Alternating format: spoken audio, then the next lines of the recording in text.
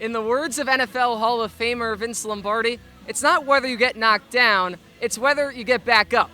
I'm Harry Tidgwell, and tonight the Gulls look to bounce back. After losing a 6-run lead in a 13-12 defeat against the Mystic Schooners, the Martha's Vineyard Sharks come to town. Can the Gulls get back on track? Well, we got all your info on the NECBL broadcast pregame show, starting right now.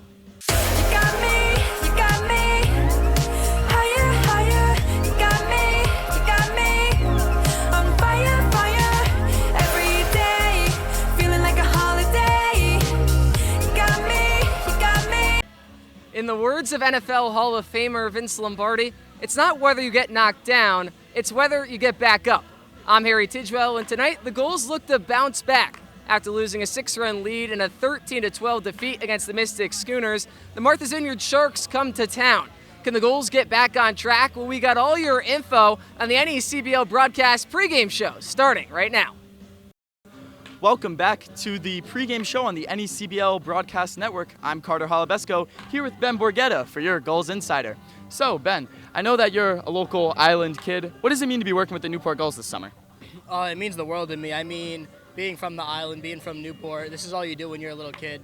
Like, you always come to these games, and being able to give back and give the younger generations that same opportunity that I had, it really means a lot to me. Yeah, I love being able to work too. It's a fantastic experience. Working with operations, how does it feel to be able to, work on the field that these guys are playing on? Is it fun? Like, how do you feel working on this beautiful field?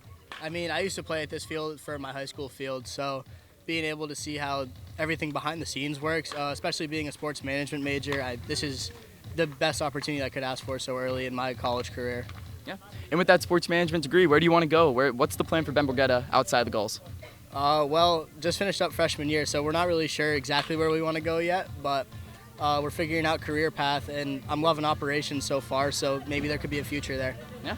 And there you have it, Ben Borgetta on your Gulls Insider. Make sure to tune in to First Pitch at 6:35 p.m. today. We are the heartbeat of innovation, the ones who care for your heart as if it were our own. We are challengers who never settle. We are healers who turn fear into hope and the impossible into done. We are at the heart of this community, providing advanced, nationally recognized medicine. We are South Coast Health, Heart and Vascular. Welcome back to the NECBL broadcast pregame show. We're gearing up for some Gulls versus Sharks on Friday night. But before we get into the action, Ryan Jaros has been on an offensive tear so far during the second week of NECBL action. Ryan, you've been ripping balls left and right. What do you attribute this success to? Definitely. I mean, we've been working with Teddy and Noah as we got down here, and I think the biggest attribute to our offense is just getting all over the fastball. It makes the game a whole lot easier, and if you're on top for the fastball, you usually see all the other pitches. When it comes to getting more runs on the board like you guys have in these last 3 games, how do you guys go about stringing hits together and also coming up in timely situations? Definitely. I think we're going to be the aggressors up there. We're going to be looking for that first pitch fastball, and we're going to be swinging early. So we're going to go down swinging, and that's our offensive ability. Well, Ryan, before we let you go, we have one more question for you. The team's decided that you're the biggest Love Island fan of the Gulls. Do you have any thoughts or a favorite couple to leave the fans with? I don't know who my favorite couple is, but I'm excited for tonight's recoupling. I'm excited to watch that one. I think my favorite couple is probably Anaya and KC, though. Ryan Jaros, great baseball player, greater Love Island fan. Catch the action at 6:35 on ESPN+. Whoa! Who knew I would make it this far? They hated, they never believed me. Yeah, I would never drop the ball. I know I make it look easy. Yeah, Mayweather with the defense. Moment I gotta keep going. I'm shaking the dice and I'm kicking and rolling. They already know. Welcome back to the pregame show on the NECBL Broadcast Network with the Gulls Eye View. I'm Carter Holubesco here with the man from Rutgers, Tristan Salinas. So, Tristan, you've been on fire lately with 10 hits in your last 3 games. What's been clicking for you at the plate? I think just getting back in a rhythm after missing back into the season with a quad injury, just being able to get back and be grateful that I'm healed from that and able to play. Yeah, for sure. And something that sticks out to me about your game is how productive you are with runners on base. What's that mentality when you're stepping up to the plate when there's a chance to score some runners home? That's a big thing we harped on this past year with Coach Garza at Rutgers, and it was one thing for me, just being able to really step up in those moments, being able to slow down the heart rate and just get myself ready and be able to perform a job. So that's just the big thing that I've been trying to get better at. Absolutely, and that definitely shows. This whole lineup's had some fantastic at-bats. So going into tonight's matchup, how are you feeling? Is there some confidence, some chemistry with the guys? I think everybody's excited. Past couple games, everybody's been hitting good, but obviously came up short yesterday, but still a really good game. These guys got us last time, so I think there's going to be some get back with that, and I think it'll be a fun game. Absolutely. Well, thank you so much, Tristan. You can catch all the action live at 6:35. Getting close to first pitch on the NECBL broadcast pregame show. I'm Harry Tidgewell alongside Gulls hitting coach Teddy Regan. And well, the offense has been extraordinary during the second week of NECBL action, averaging double-digit runs per contest. What have you seen out of the bats already so far this season? Just they've gone from being overly aggressive to be controlling the strike zone much better and recognizing more pitches. Don't forget, they've probably been off for 2 weeks, and they saw live pitching was a little ahead of them. But now they're starting to catch up. So the plate discipline's good. They're getting good pitches to hit. So we're getting very successful in that spot. Well, this is the second game of the season against the Martha's Vineyard Sharks, who limited you guys in the run column last time around. How do you expect the team to respond here tonight? Just to be ready for first pitch, try to first pitch strike, stay aggressive with it. Try to get good plate control so we can make some good, solid, hard contact. It'll be great. We'll be fine. Well, that's all we have from Coach Teddy Regan in our NECBL broadcast pregame show. First pitch on ESPN Plus is up next at 6:35. Make sure to tune in. Tonight is a very special night because tonight is our annual Little League night. The Little League night has become an annual night for the Gulls as it is a chance to honor Little Leagues around the area. These Little Leagues are represented all across the field watching our stars for tomorrow. For these towns, we have Newport Little League. We have Middletown Little League. Portsmouth Little League. Elmwood Little League. Woonsocket Little League. Narragansett Little League. Coventry Little League. And Exeter West Greenwich Little League. We would also like to give a big shout out to Sean Napolitano. Sean and his team at A1 Roofing and Construction have been teamed up with the Little Leagues in support of the Gulls for several years. With over 30 years of professional experience in construction and roofing, A1 wants their customers to know what their satisfaction is their highest priority and integrated into every facet of their business. If you don't need their help on roofing and construction, you can also give them a call for dumpster rentals or all your solar needs. On behalf of the entire Newport Gulls organization, we would like to personally thank A1 Roofing and Construction for your continued support of the Newport Gulls and our annual Little League night.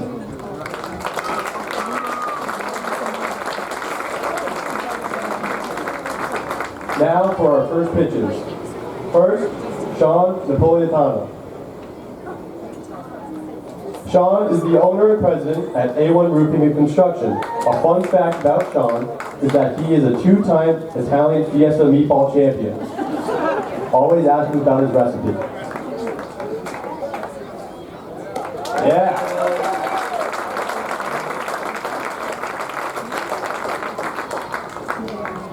Next up, we have Atilio Reyes. Atilio is a project manager at A1 Roofing and Construction. Some fun facts about Atilio is that he was born in El Salvador, loves to travel, and is a twin.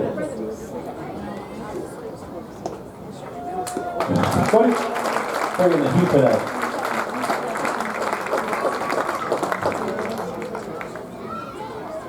Next up, we have Mike Adrian.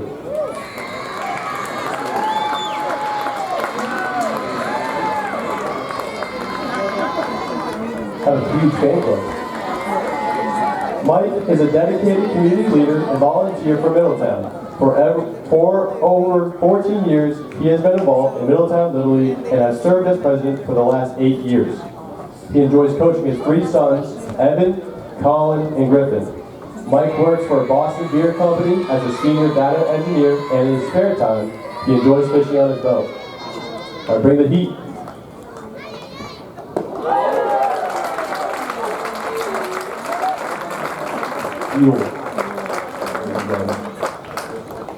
Last and certainly not least, we have Mark A. Brown Sr. Mark is the current VP of Baseball for Newport Little League and is proud to call Newport home. Whether it is coaching with Newport Little League, playing in the Island Baseball League, or participating on various boards, he loves being involved in this community. Bring the heat. Yeah.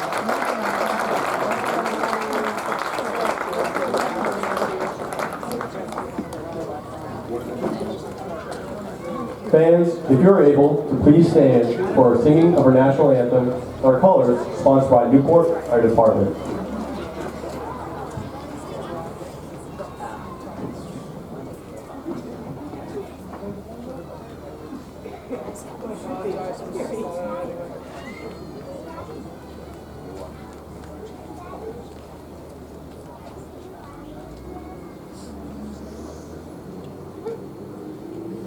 Singing our national anthem is Wendy Canberra.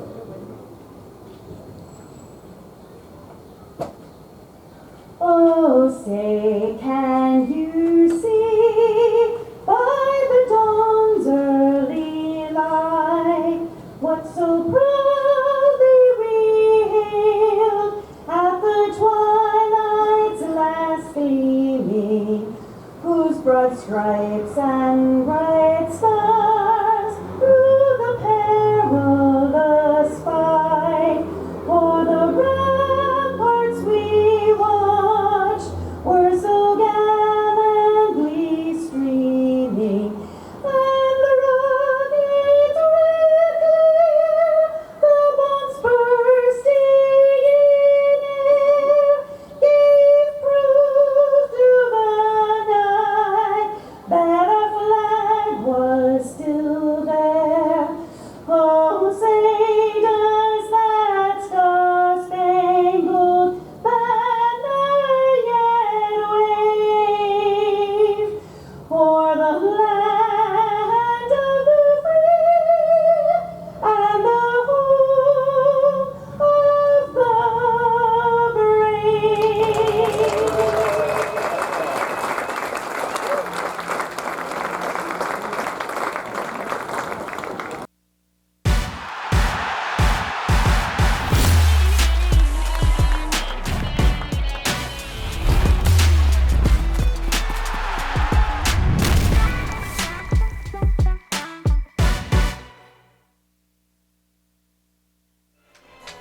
We welcome you to Cardings Field for some NECBL action, and boy, oh boy, do we have a good one.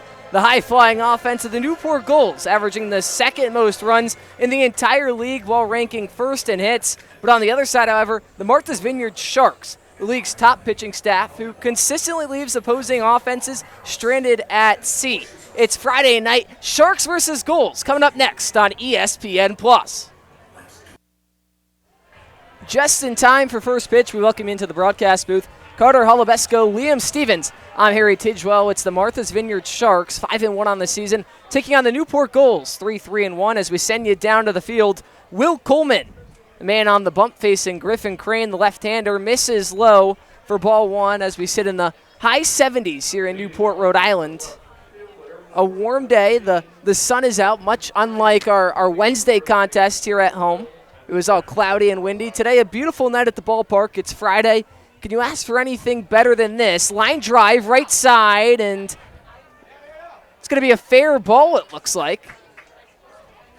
Some confusion over by the first base foul line as the umpire didn't quite point in either direction, but it seems to have landed right on the chalk. A quick jump into this one. Liam Stevens, I'll turn to you, our Martha's Vineyard expert, if you will. The team's been on a roll as of late, and Griffin Crane has done such a tremendous job off that leadoff spot. What else do you have to add about the Sharks? I mean, it's really just the pitching, right? They have a 2 combined team ERA. So, you can score as many runs as you want, but if the other team can't score, you're in pretty good position, but this is a very potent offense. You see it on the board. Griffin Crane followed by 2 returners, Carter Bentley, Will Hampton.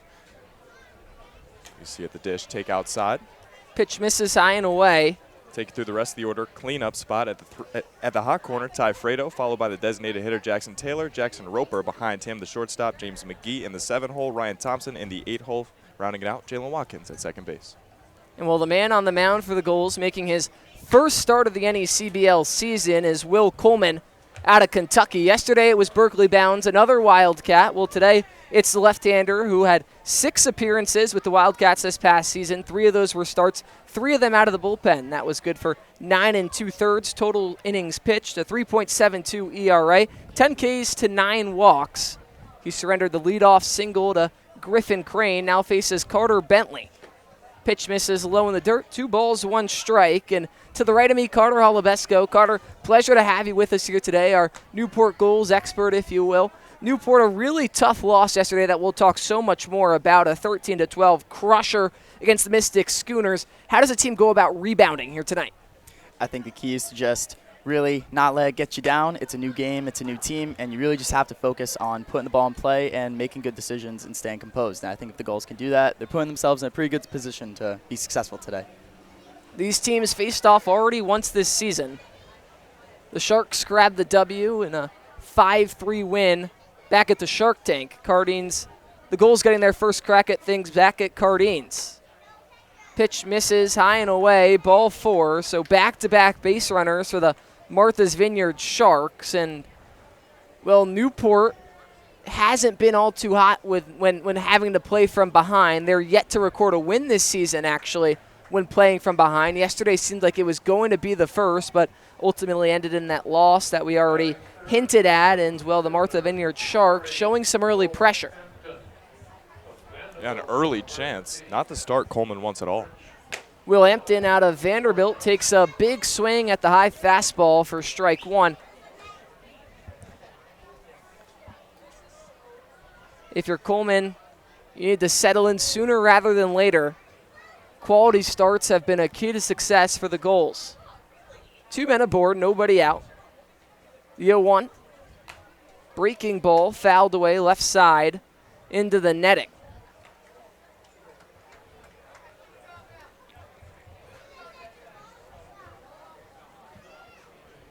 Quickly up 0-2, an unproductive out would be massive for Coleman to start this one off. Or even a ground ball up the middle that the Gulls could possibly turn for 2. The 0-2. Inside and high. Ball 1. Newport Friday rocking the orange jerseys. They're yet to pick up a win in the orange. 0-1 so far in the season. Martha's Vineyard in those classic purples. 2 teams that were very familiar foes last season, battling it out again as Adam Broski calls time, and he'll jog on out to talk to his pitcher. And that's one thing so many arms on the Gulls pitching staff have mentioned so far this year, unprompted Adam Broski's ability to not only calm them down on the mound, but his ability to also call games behind the plate. As we take you across the outfield grass for the Newport Gulls, Tristan Salinas stands in left, Chris Klug in center, Devin Zyrus over in right. We're yet to see him there so far this season. Moving on to the infield at the hot corner, it's Cade Brown making his third base debut on the season. Caden Cloud at shortstop, Braxton Trammell at second, and Ryan Jaros over at first. Ground ball right side, fielded to throw to second, gets away into left field. Martha's Vineyard's going to have the early lead in this one. A costly error by Braxton Trammell. What looked like could have been a double play ball ends up with nobody out, and now the Sharks with a 1-0 lead and runners at the corners. And you can't let a play like that get you down. You got to be able to bounce back and make the play the next time. But as long as you keep pitching well, I think you just got to keep your head down. When you're able to find an out, you must feel confident when you're the guy on the mound in Coleman, but the Gulls unable to get anything out of it. So already 1 runner across on the board, but more trouble a brew.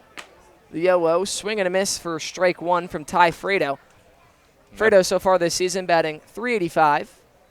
Through his first 3 games played, he's 5 for 13 with a .462 slugging.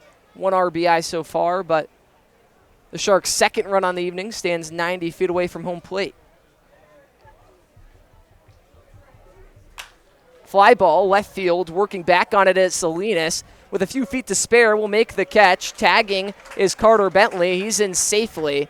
in the Martha's Vineyard Sharks double the lead to 2-0 in the top of the first.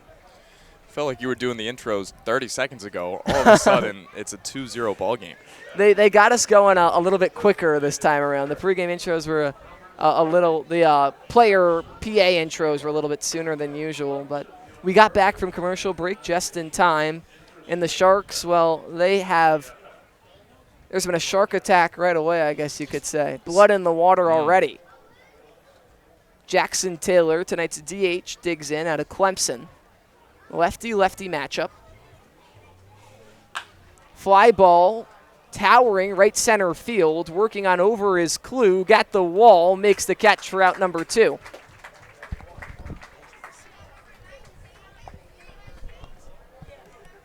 So after letting the first 3 men aboard, Coleman has back-to-back outs, trying to stop the bleeding in the top of the first. Wait, and that was a fly ball, but Klug's back was right up against the chain link fence.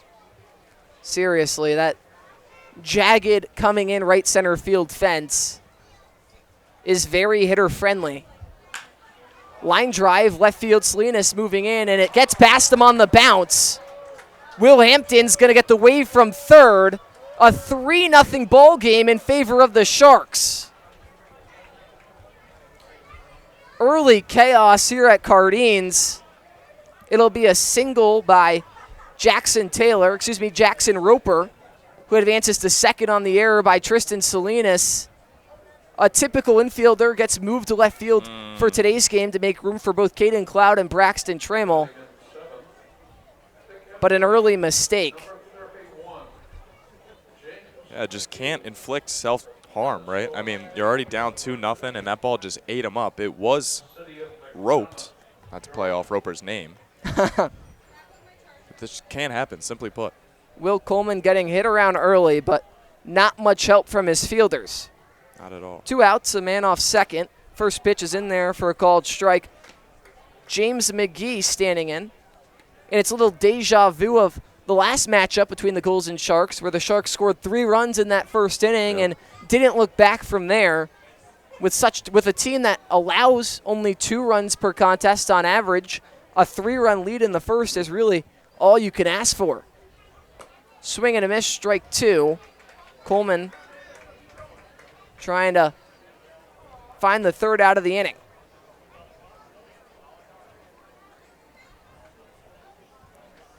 Well, it actually has moved pretty quickly, I would say, with a lot of early action in these ABs. It's definitely felt long for the Gulls. Some woes continuing from yesterday's defeat. Runner takes off, fouled back. We'll do the 0-2 again.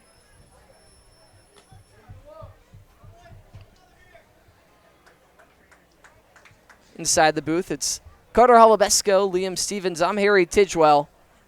Just getting started here on ESPN Plus. A South Division rivalry, the Gulls and the Sharks, and the Sharks didn't wait long to grab the lead here tonight.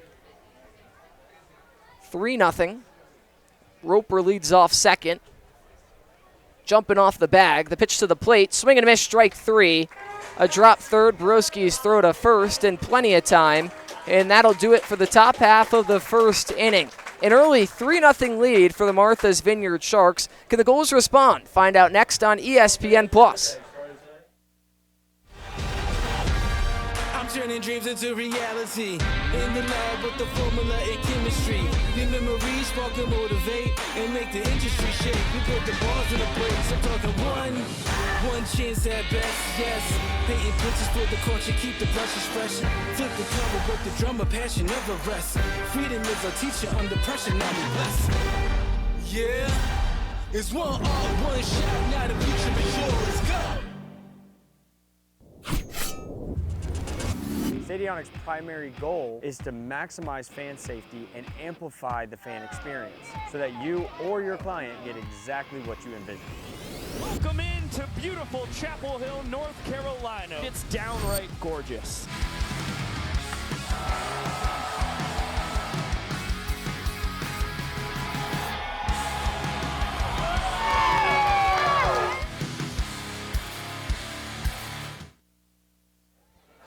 Little League night at the ballpark. Everybody in their Little League jersey got some free admission. I know Carter tried to squeeze into a kid medium jersey before the start of this one, but to no avail. They made him pay the $2.50 for a ticket. And welcome you back for the bottom of the first. That's enough jokes. The Newport Gulls sure aren't joking, trailing 3-0 after what was just a terrible first inning after yesterday's disastrous ending. For those of you that were unable to tune in, the Newport Gulls fell 13-12 in 11 innings to the Mystic Schooners. Mystic built up a 4-0 lead in the bottom of the second, but Newport inched back, made it a 4-3 ball game. They trailed 6-3 with 2 innings left to play, but when all was said and done after the first 9, we were tied at 6s after a scoreless 10th inning, which included John Mash striking out 3 consecutive batters with the bases loaded to in the bottom of the 10th. The Newport offense, exploded. It went for 6 runs. They had a 12-6 lead, and it was all but over. But wait, the Mystic Schooners come storming on back. They score 7 runs without even recording a single out. That game went on for over 4 hours. It ended in a Gulls defeat against their South Division rival, the Mystic Schooners. Devin Zyrus flies one the other way into left field. Griffin Crane underneath it. It makes the catch for out number 1. And while you were hoping if you're Newport that you could recover early on here tonight, it's once again another instance of having to play from behind, something they haven't been strong with so far this season. Very excited about this man stepping into the batter's box. Tristan Salinas from Rutgers. He has been on fire lately, and I had the pleasure to speak to him before the game, talking about stepping into the box, taking a breath, and really controlling your heart rate. So I'm excited to see what he's going to do this game. Salinas, a 4-for-6 day yesterday. It was the Newport Gulls player of the game. We'll take you through the batting order. Devin Zyrus, you just saw, led things off, followed by Tristan Salinas, Cade Brown, Ryan Novak, Ryan Jaros bats 5th, Caden Cloud in batting 6th, Chris Klug 7th, Braxton Trammell 8th, and then Adam Broski rounding things out, batting 9th. For your defensive alignments, we hand things over to Liam Stevens. Yeah, you see the man on the bump behind 2 balls to no strikes this time, aware of Salinas' power, is Serene Sare, who very familiar against the Newport Gulls. Doesn't find the strike zone on the 3rd pitch. His battery mate, James McGee, the catcher out of Kennesaw State, will take you through the infield, right to left. Ryan Thompson, the URI Ram, at 1st. Jalen Watkins, the Hurricane, at 2nd. Jackson Roper over at short. At 3rd, it's Ty Fredo, outfield left to right. Griffin Crane, Will Hampton, Carter Bentley. The 3-0 misses up, ball 4, so a 4-pitch walk issued by Serene Sare. And the Gulls have their first base runner of the ball game. And at this point, with the week Tristan Salinas has been having, walking him isn't even the worst thing. He's had extra base hit after extra base hit. Loves pulling the ball into that right center field gap.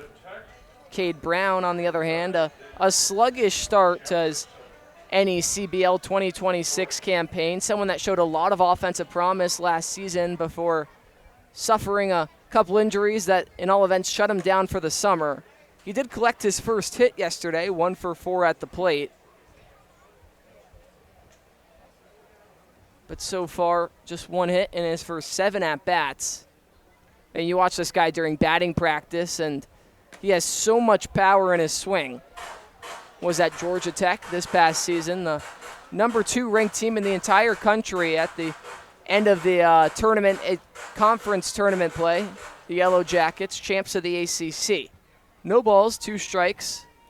Salinas leads off first. Swing and a miss at the breaking ball, strike 3. So after a 4-pitch walk, Serene Sare, answers right back with a 3-pitch strikeout, and now we'll have the lefty Ryan Novak to deal with. Love Serene's name, but definitely the tongue twister, so don't feel bad, partner. Serene Sare went 4 innings against the Gulls when they faced off on Saturday out on the Vineyard. Novak, towering fly ball, right center field. Hampton underneath it and making the catch for out number 3. The Gulls work 1 man aboard, but are held scoreless in the bottom of the first. As we head to the second, it's a commanding 3-0 lead for the Sharks. We'll see if they can build on that coming up next.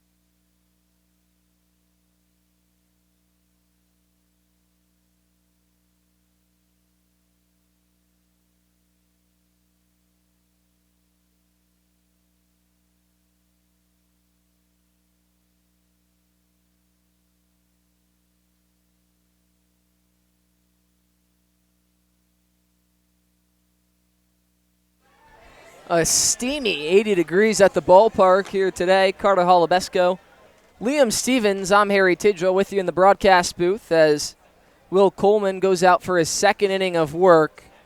Not exactly the first inning of any CBL action that he was hoping for, but didn't receive much help in the field. They had a botched fielder's choice, possibly double play over at second. Tristan Salinas with a miscue out in left field.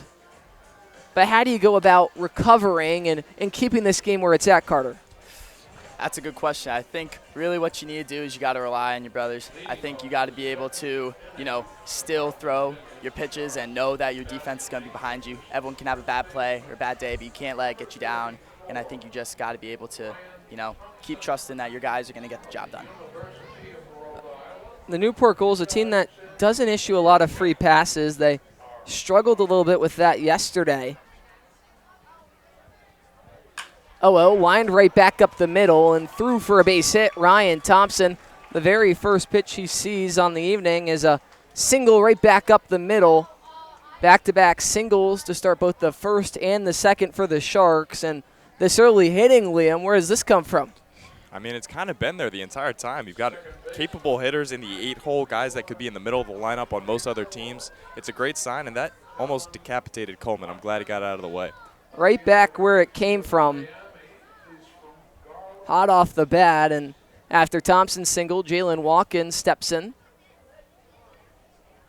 Watkins, the second baseman from Miami, pops one up, left field. Salinas underneath it, makes the catch for the first out of the inning. That one carried a little bit further than I was expecting. It didn't seem like a strong barrel from Watkins, but Salinas had to stay back on it nonetheless as the order turns over already to Griffin Crane. Singled his first time around on a line drive right down the right field line that kicked off the base of the warehouse, it seemed. Yep. From there, went on to be the Sharks' first run of the ball game. 1 out. Man leads off first. 0-0 from Coleman. Showing bunt is Crane, but pulling back and watching ball one. Batted .352 this past season with Louisville, so you have a little in-state rivalry between the Louisville Cardinals and Kentucky Wildcats. 1-0, popped up right center field. Chris Klug works over and hauls it in for the second out of the inning. These Sharks are swinging at the first pitch they really get in the zone, it seems like. Ultra-aggressive approach. The aggressiveness seems to be working, but just a little too far underneath that one. Carter Bentley from Northeastern digs in with 2 outs. 0 for 0 today.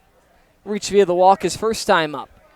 Strike one, catching that inner bottom third of the plate.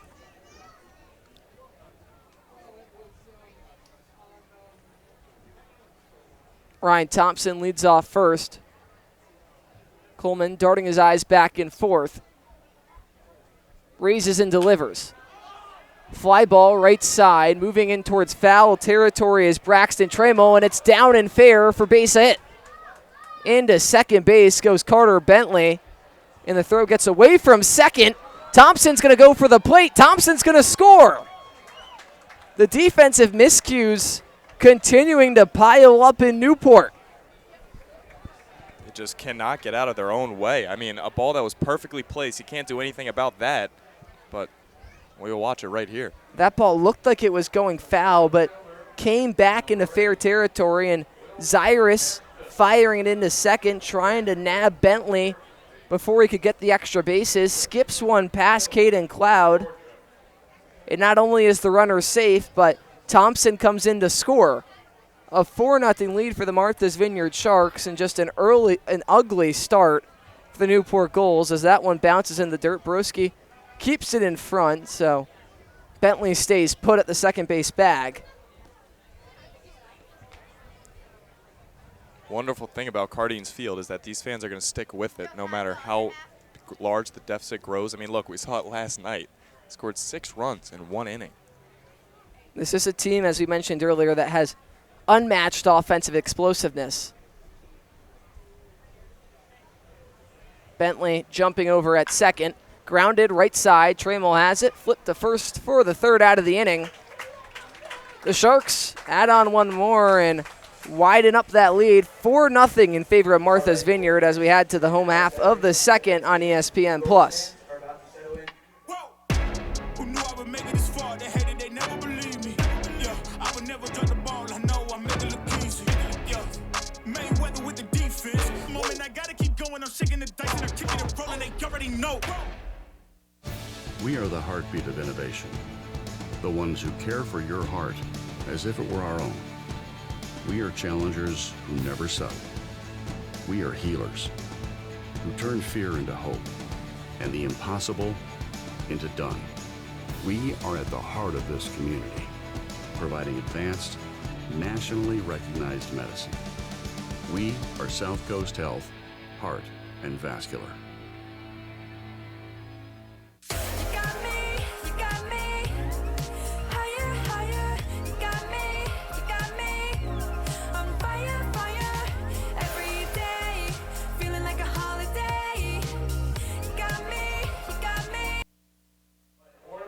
Serene Sare, that man right there, preparing for his second inning of work. He spent 2 years at Mount St. Mary's. This past year made 13 appearances, 12 of them were starts, 65 total innings. He has 137 total collegiate innings, a 4.29 ERA. And some of these guys that eat up more innings in college just come into summer ball a little bit more ready to go. Sare, definitely one of the most experienced arms in the entire NECBL. Ryan Jaros stands in. The righty, the first baseman today, got the day off yesterday, but has been spraying extra base hits across the ballpark as he watches strike one on the inner third. Talked to Ryan before the game, and he said his recent offensive success has just been a matter of seeing more pitches. Grounded left side. Roper has it.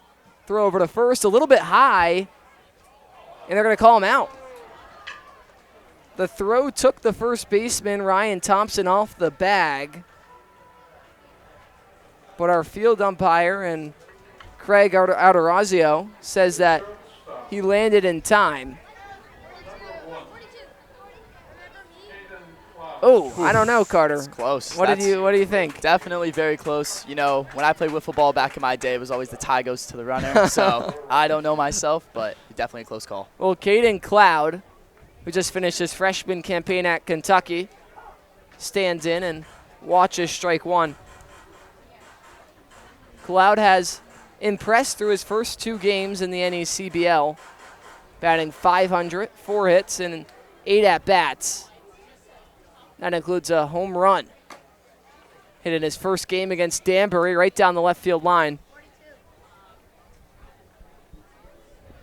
Almost left the park again in his home debut at Cardines Field, but yanked it just a little left of the foul pole.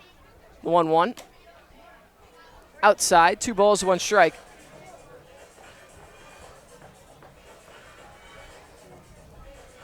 And Liam, I'll go to you.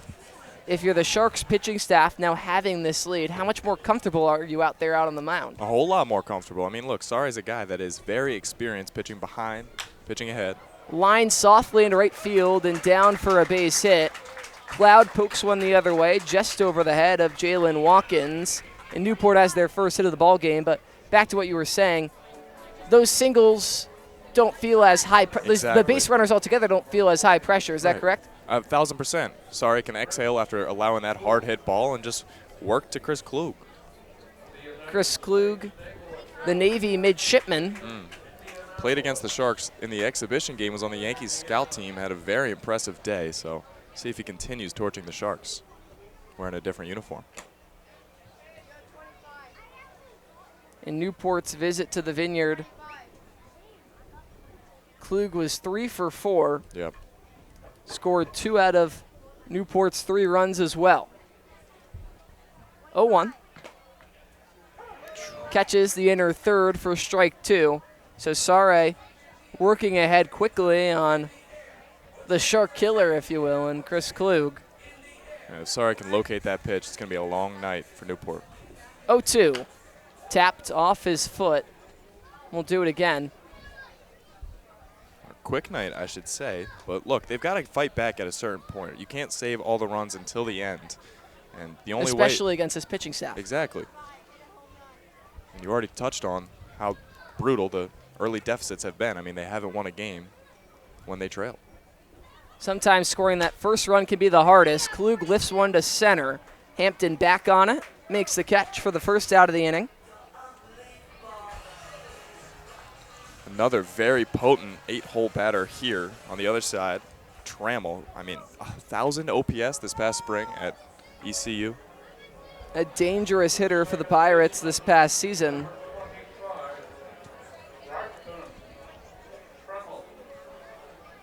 Trammell still looking for his second hit on the season. He's 1 for 12 so far. He does have 3 RBIs, a couple sac flies to his name. Had a big 2 RBI single during the Gulls' last home win against the Vermont Mountaineers. Helped get the offense going on Wednesday. Can he do the same on Friday? Sorry, ahead 0-1. Picks off over towards first, and the throw to second gets away. And stepping off the bag. Oh, insanity. Wow. Just unlucky there. And Cloud's the guy that I would want on the base there. Unlucky. Caden Cloud, one of the more inexperienced members on the Newport Gulls, just finished his freshman season, was a little caught off guard, thought he was out at second base, and stepped off the bag. So not only is he picked off, but then after getting out of it, gives up out number 3.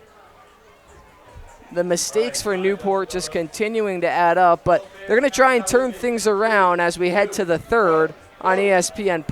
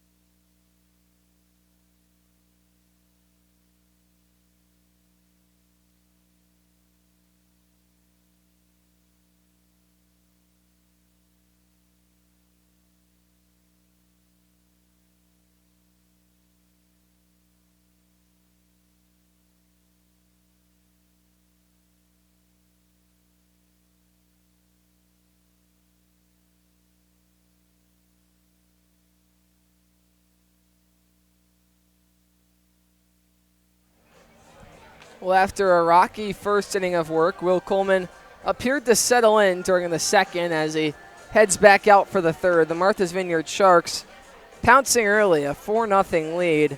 Another miscue on the Gulls side of things to end the bottom of the second. Just some confusion on Caden Cloud's side, not something you see all too often. Something that really could have happened to anyone, but he ends up being the one to draw the short stick, if you will.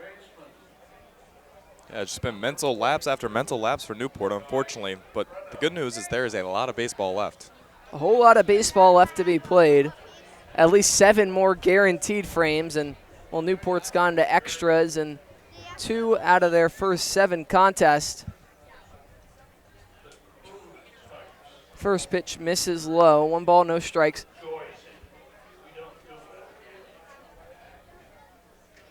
Pitch into Fredo. Misses above the zone. Obviously a very busy week for Newport, this being their 5th consecutive game day, and they play again tomorrow up in Sanford, Maine against those pesky Sanford Mainers. The Mainers. It's in the name. There Jeez. So they've had to save arms, which has been a challenge. That's kind of what they fell victim to yesterday. They didn't really have an arm to go to out of the bullpen after John Mass, who worked his way through those first 3 innings. You tip your cap to him, but eventually guys are due to run out of gas, and when Mass did in what was his 4th inning of relief, there weren't really any more options as the 3-0 catches the inner part of the plate. 3 balls, 1 strike to tie Fredo. Hitters count for a very dangerous bat. 4-hitter in tonight's lineup. 3-1. Early on it, tapped foul left side.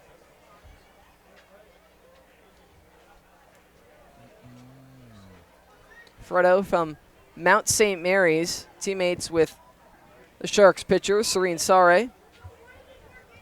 Batting .385 so far this season. Has a 1 extra base hit and a double to his name. The 3-2 fouls it off his shin, and we'll do it again. And you wonder when he's going to get on the end of one of those. Just really, really quick hands, I'm noticing. That is a veteran swing. Yeah, and that's why he's able to generate so much pop despite less than massive frame. Coleman looking for his 2nd strikeout on the evening. Fredo looking to be the 3rd consecutive leadoff man aboard for the Martha's Vineyard Sharks. Coleman set, raises and delivers. Cold, strike 3. A beautiful breaking ball that cut in on Ty Fredo and leaves him looking for the first out of the inning.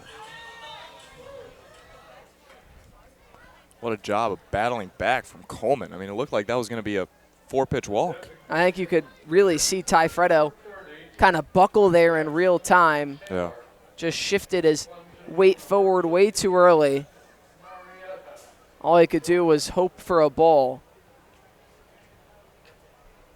Jackson Taylor now, the man out of Clemson, watches a breaking ball down the middle for the first strike. Taylor stands, excuse me, sorry to cut you off. I cut you off, partner. No, you're good. Of all the Sharks, this is the guy I might be most excited for. Taylor has just been astounding in about every category so far. It's a young season. The lefty on lefty matchup. Did he go? They'll say no. A bit of pent up for Taylor, who got no time with the Clemson Tigers his freshman year. The NECBL so great for opportunity for players that didn't get to see large amounts of playing time to come out and prove themselves. 1 ball, 1 strike. Pitch from Coleman, another half offered attempt, but this time they'll say he went. 1-2.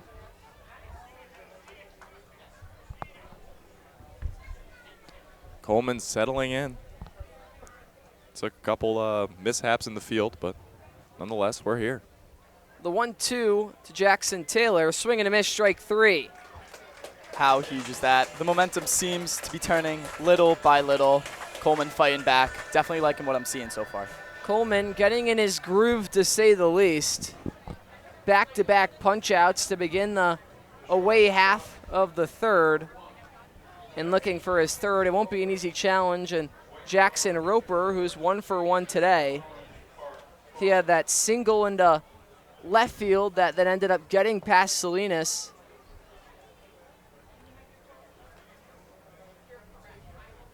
Gulls really paid the price for playing Salinas out of position. It's the risk you run. He's overall very athletic, and all these guys are. A lot of them can play multiple positions, but primarily a middle infielder.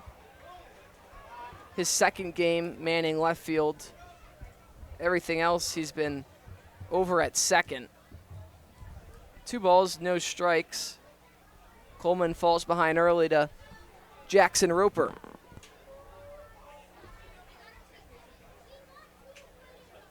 Pitch. Misses below the knees. 3 balls, no strikes. He's made it work before, though, from this position, just 2 batters ago. Can he work back here? The 3-0 from Coleman. Right at the letters for strike 1. And if he can settle in, I mean, you don't know how far Coleman's going to be allowed to work, but like I noted earlier, with the limited arms, the more innings he can eat up, the better. The 3-1 Breaking ball, ripped left side and foul. Lined just left of the third base bag as John Mass hauls it in. Tosses it for a fan. The hometown kid from Portsmouth on Little League night. Wonder what's in that backpack. Well, John Mass says he chugs an energy drink before every outing. He's not active today, but maybe he just keeps him on standby. Counts full, 2 outs. Coleman to Roper. Grounded, right side. Jaros has it and will take it to the bag himself for the 3rd out of the inning. 1, 2, 3 go the Martha's Vineyard Sharks, but they lead by 4. Can the Gulls cut into that deficit? Coming up next on ESPN+.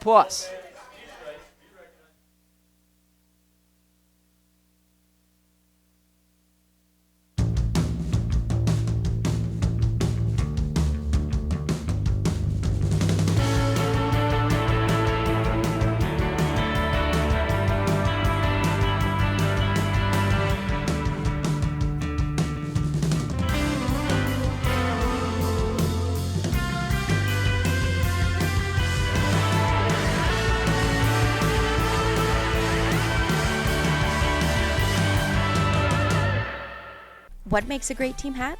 It starts with a Z. For decades, Zephyr has been making the most iconic headwear in the game, trusted by teams, colleges, and pros. We cut out the middlemen and work directly with our manufacturers, so you get top quality, fast turnaround, and prices that make sense. From bold designs to unbeatable fit, Zephyr hats are built to match the quality of your team, right down to the last stitch. Zephyr Team Headwear, born from experience, built for teams that stand out.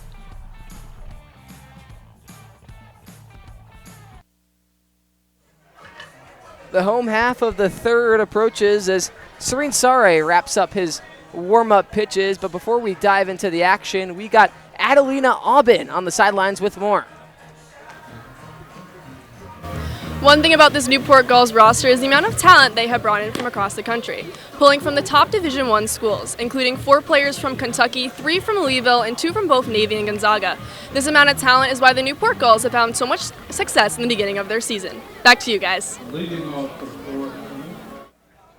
Thank you, Adelina. That power forward talent, obviously a huge reason why Newport consistently sits atop the NECBL. The 8-time champs.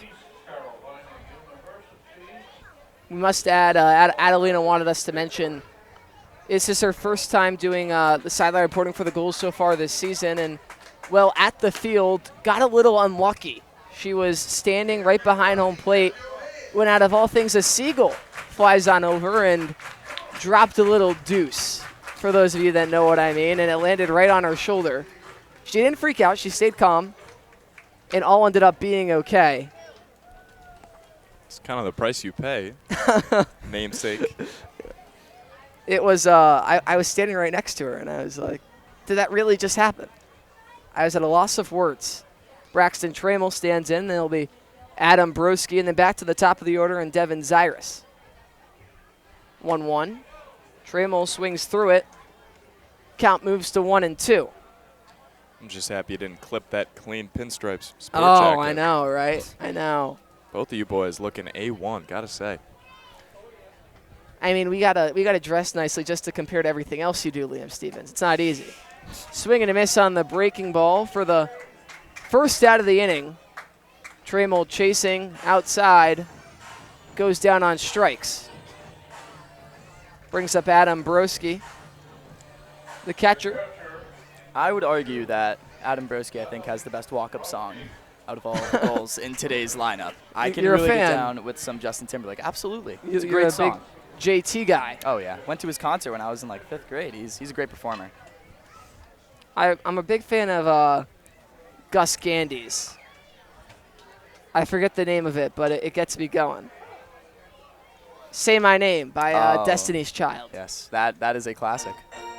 First pitch catches the zone, no balls, 1 strike. I also like Klugs using some Michael Jackson.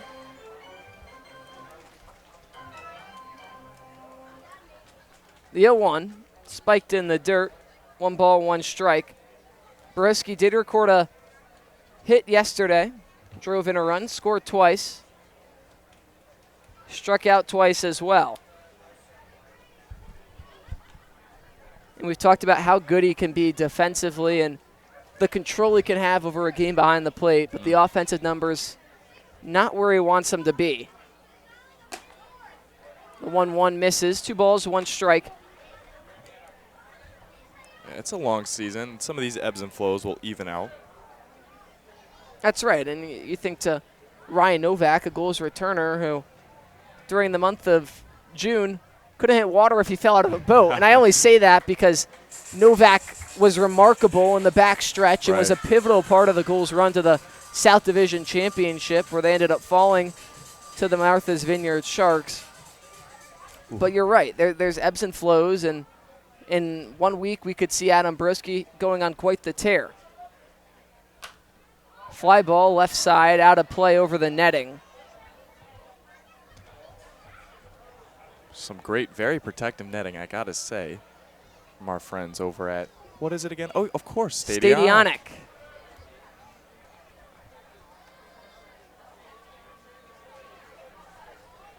2 balls, 2 strikes, to Adam Broski.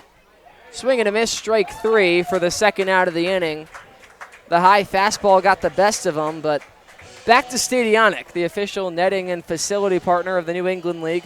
Stadionic's netting, wall padding, and facility solutions have been featured in Major League Baseball venues, including Citi Field, home of the New York Mets, Truist Park, home of the Atlanta Braves, as well as collegiate facilities throughout the entire country, including Florida, North Carolina, Clemson, and Texas. 2 of those teams currently competing in the College World Series, and many more. From design to fabrication to installation, Stadionic is making sports facilities iconic. It's in the name. Zyrus, the lefty, flies one into center field. Hampton working back, running out of room, and it's off the wall.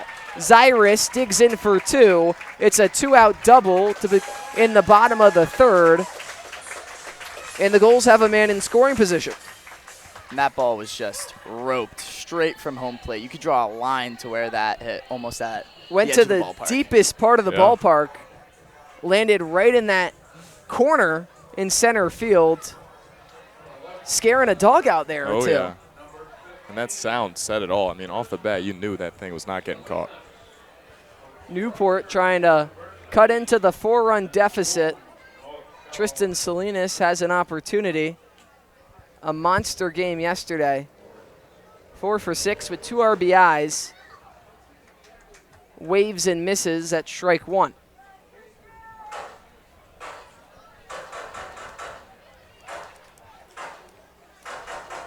Base hit would do Newport wonders.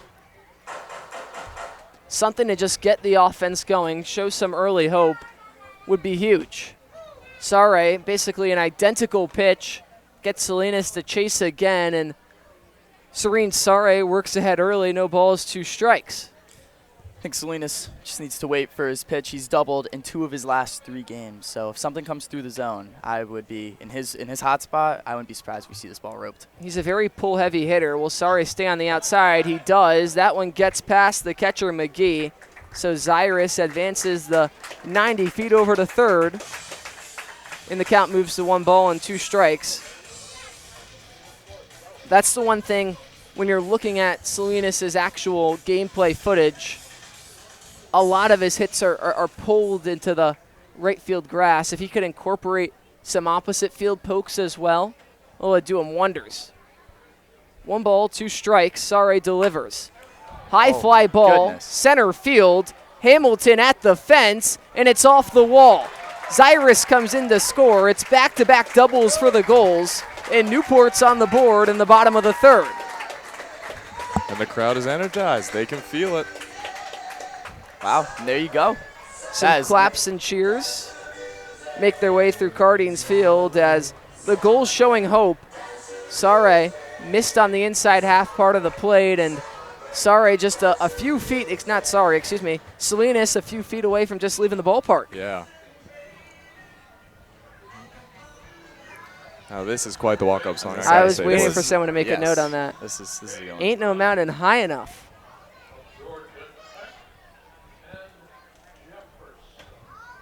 Cade Brown batted .273 this past season. Swings through, strike 1. Something catchy to get the fans involved as well. something I have to know about K. Brown is he's also drawn 5 walks in his past 2 games. You know, an unfortunate first plate appearance, but you talk about discipline. A lot of patience, but he swings through strike 2. Sare struck out the first 2 batters of the inning, but has given up back-to-back doubles since then to Zyrus and Salinas, trying to stop the damage at just 1 run. The pitch to the plate, swing and a miss, strike 3. High fastball, high fastball, high fastball, and it garners the same result time and time again. The Gulls get 1 back and make it a 4-1 ball game. Liam Stevens hopping on play-by-play on the other side from ESPN+.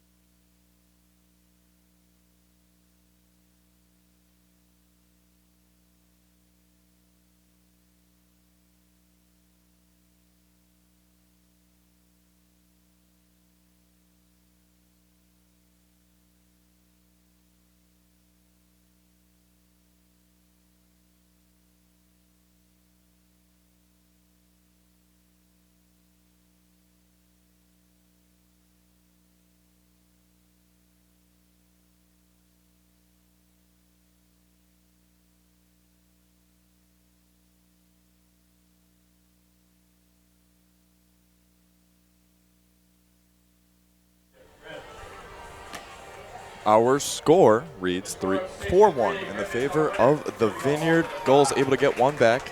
Great job on the first 3, Harry. Thank you, Liam. Hopefully I'll live up to some expectations for these middle 3. Still out on the bump. Spiking one of the final warm-up pitches is Will Coleman, and very impressive stuff. He worked through his defense, really not giving him anything, more so taken away. And he's kind of found his zone. 1, 2, 3 went the Sharks in the last inning. Due up, James McGee, Ryan Thompson, Jalen Watkins. 7, 8, 9 for the Sharks. And yeah, things really could have imploded in that first inning, but he got out of it, just allowing the 3 runs, and since then has pitched pretty exceptionally. You mentioned going 1, 2, 3 last inning, and more importantly, eating up innings for a team that is playing 5 straight games in 5 straight days. Looks like Jake Kennedy on the phone in the bullpen. I wasn't sure if he was warming up or maybe his mom just wanted to check in. We're not sure. Just looking at the One of dugout. his friends. They might be needing a arm to get warm. We'll see who that is eventually. James McGee, the backstop, steps in. Lefty on righty matchup. Hit high and deep to left field. Won't be enough to get to the wall. Instead, coming in is Kluk, squeezing it for out number 1. I was going to say, technology, like the iPhone, is ruining those old bullpen phones that you had in the dugout and in the bullpen. I always thought those were so cool. Ryan Thompson, a screaming single, almost took off Coleman's head his last appearance. Digs in. URI Ram at first base. For the Sharks, is just about responding to the Gulls. We know how fragile these leads can get in the NECBL. First pitch, the Ram paints the lower inside corner. And when the Newport offense gets going, when they get across 1, they really begin to open things off. So if you're the Sharks, you want to keep gathering that run support. Coleman's windup. Here's the delivery. Again up the middle. This one playable. Shortstop Caden Clow recovers and throws it across the diamond. Those are 2 quick outs, 3 pitches. Yeah, not an easy play to make if you're Caden Cloud. A hard ground ball up the middle, but not only a good job of getting to it, but then setting his feet. A little shuffle, throw over to first. And yeah, 2 quick outs. And with the way the Gulls offense looked that last inning, if they could get the bats up again quickly, could maybe cut into the lead a little bit more. Got to wonder if Sare will go back out there for inning number 4. He did go 4 full against the Gulls just last week.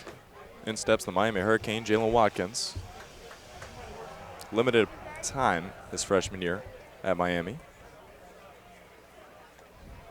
Very quick, rangy defender, and a lot of pop in that barrel, believe it or not, despite the smaller frame. We saw it his last at-bat. hit a towering fly ball to left field that had so much height underneath it, but also so much distance at the same time. Tried to put that ball over the fence way out in front, and that is really the theme, how Coleman has gotten to these Sharks batters. He's just making them guess wrong. Seen a lot of guys swing early, a lot of foul balls down the third base line.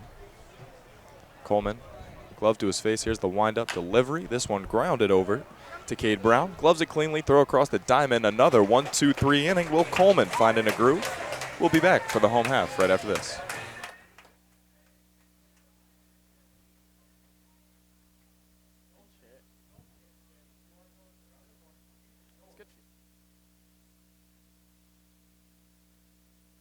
Most people spend their time trying to fit in.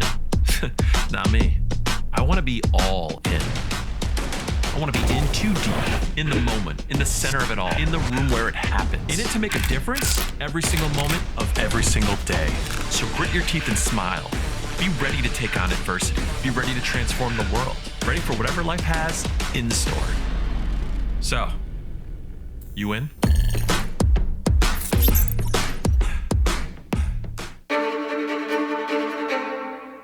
The motoring event of the year returns, the All Dream Newport Concours and Motor Week, October 1st through 4th. Witness breathtaking automobiles against a stunning backdrop of coastline and historic venues. From celebrated events like the Gathering and Concours d'Elegance to the all-new Supercar and Hypercar Concours, and free access to the Concours Village. There's something for all to enjoy. Join us in our chair Jay Leno in celebrating automotive excellence, luxury, and community. Tickets on sale now. We're back for the bottom of the fourth. Gulls fans re-energized after the Gulls have somewhat swung the momentum. And look, they've got the top of the lineup due up again against Serene Sare, who's out there for a fourth inning of work as the throwdown completes the warm-ups. Yeah, Ryan Novak, Ryan Jaros, and Caden Cloud due up in a dangerous middle part of the order. Middle part of the order. That's my fault. Yeah, no, the number is on the right side. I thought that was 1, 2, 3 as well. No, that's. Don't worry. It's all right. But the middle part of the order has done a lot of damage for Newport this season. They've started a lot of rallies, and well, Novak has left the yard twice already this year. Jaros has multiple extra base hits, and Caden Cloud as well with a long ball in the air. So guys that could completely flip the game on its head if given the opportunity. Novak was in the designated hitter slot. Cleanup roll. Watches that pitch miss outside. And for Sare, I mean, length is really not the issue. In 8 of his 13 starts, he went over 100 pitches. This one outside. The Sharks' philosophy has been relatively strict. Almost every game feels like a bullpen game. No pitcher has gone more than 4 innings, and it's only happened once. Ryan Novak, the only goal to appear, one of 2 goals to appear in every game so far this season. This one lined right at Jackson Roper, takes a half step to his right and makes the catch for out number 1. Sawed him off a little bit on the hands. Yep. Good bat path altogether, but just not able to catch enough barrel. Good hitting, better pitching. Now brings up Ryan Jaros, who broke the Sharks' hearts in August and then moved on to the Cape League. Quick stint with Katua. Tells you the talent. I mean, he's hit just under 300 this past season. Watch a strike 1.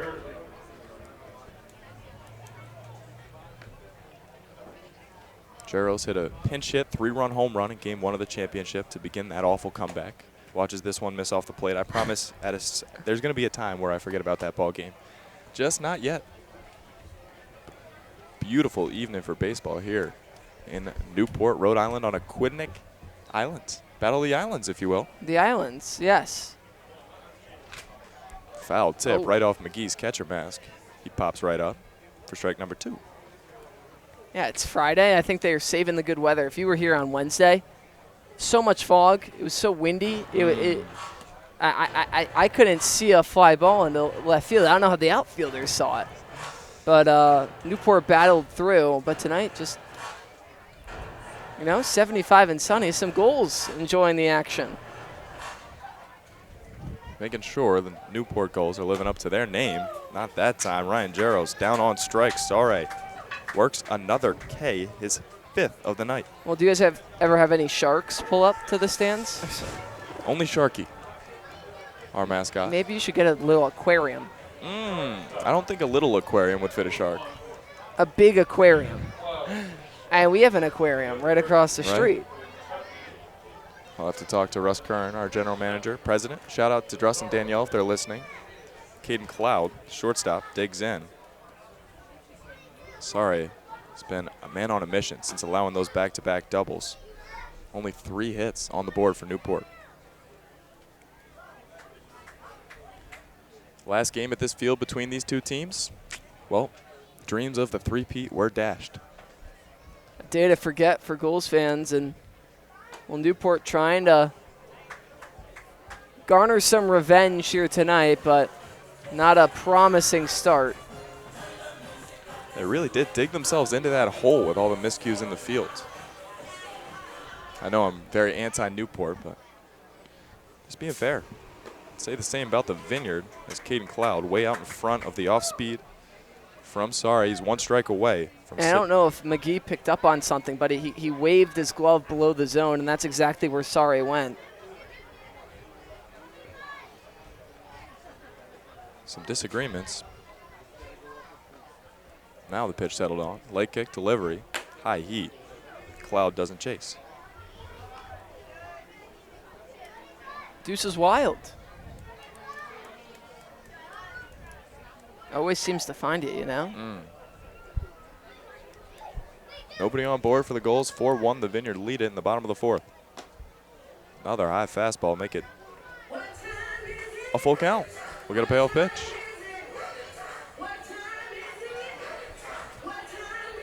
If you're Newport, you want to try and break through Sare as quick as possible. Any base runner you can get is a good one. Well said. Here's the payoff pitch with 2 gone. Swing and a miss. Sorry, sits him down 1, 2, 3. And we're into the 5th inning right after this break.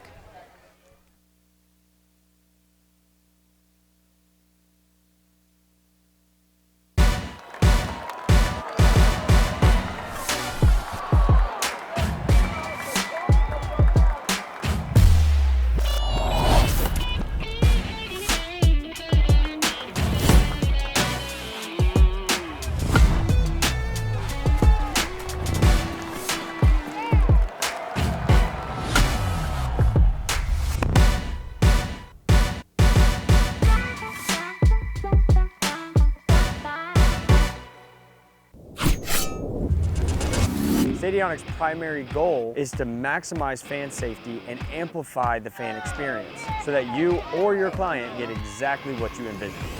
Welcome in to beautiful Chapel Hill, North Carolina. It's downright gorgeous.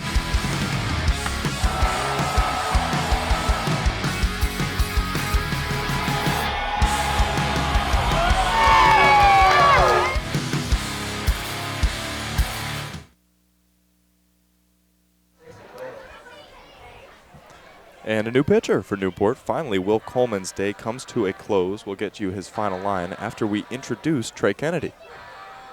Yeah, Jake Kennedy so far this season. Good Lord. You look at the numbers, and it's been a promising start. He hasn't seen much action, just 1 appearance for 1 inning, but he allowed 1 hit, no walks, no runs off 2 Ks. You get that final line for Will Coleman. In the end, 4 total innings of work. Coleman gave up 4 hits, 4 runs, but just 1 of them earned off 1 walk and 3 Ks.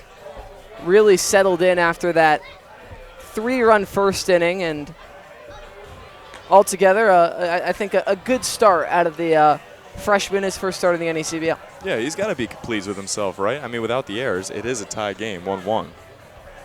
But alas, that's not how baseball works. So Jake Kennedy, righty, comes in. He's got a wide arsenal. I'm excited to see it put to use.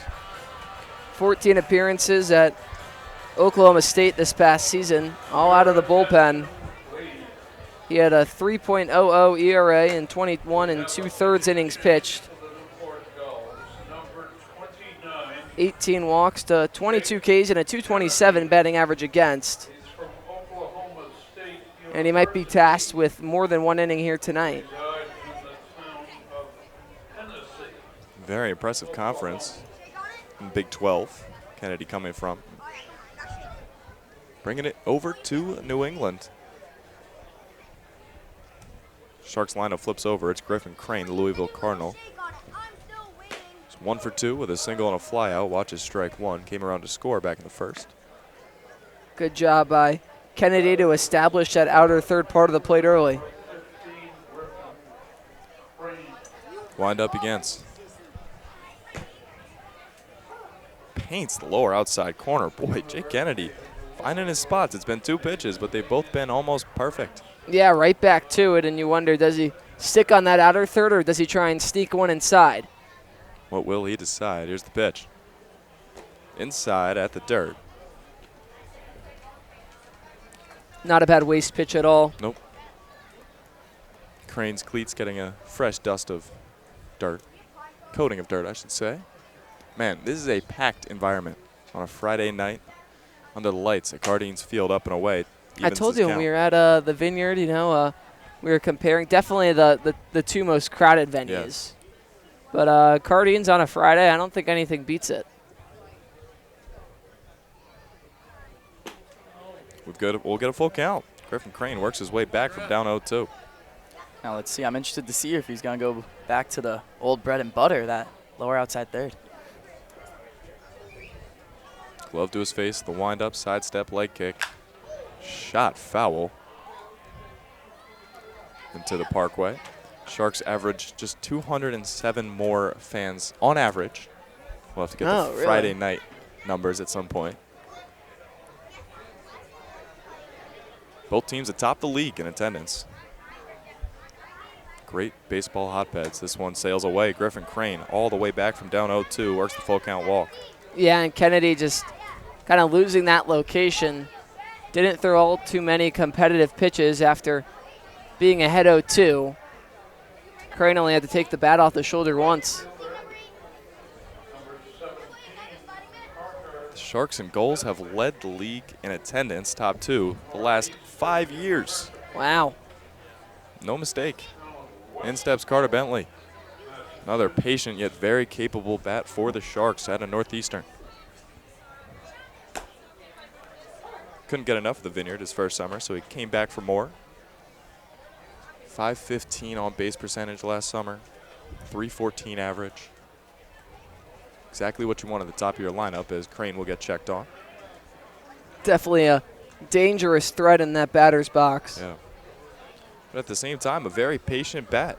Last year with the Sharks, 27 walks to 23 Ks. This past year at Northeastern, 24 walks to 17. Crane takes off. Throw down to second. In time, on target. What a throw. Got him. What a throw by Broski there. And I feel like just adding on to his catalog of pickoffs this season. Yeah, he's got an unbelievable arm. Possibly the best in the entire NECBL. When runners steal second and he's behind the plate, it truly is a treat to watch his throws down to the bag. And a treat right there for all the fans here at Cardines is that ball was just on a line. Sharks momentum gets wiped off the board, literally. That one sails outside. Count 1-2 to Bentley now, nobody on.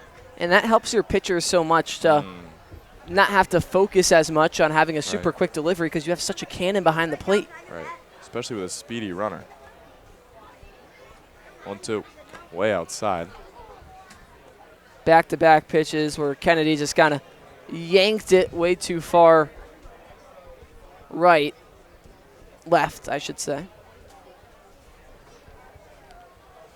2 balls, 2 strikes, 1 gone. Top of the 5th here from Cardines. Inside fastball. Incidentally, it's off the barrel.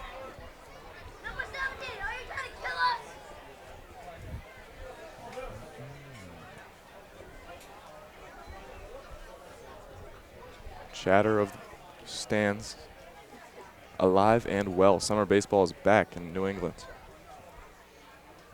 Second consecutive 2-2. We'll get a payoff pitch. All 3 misses from Kennedy this at bat have just been lowing away. All appear to be fastballs as well, just yanking it a little too much. Has to release a little bit earlier. Here's the payoff pitch. Off the plate outside. He brought it back a little bit, but not quite enough. This time Bentley takes his free base. Struggling to finish off at bats.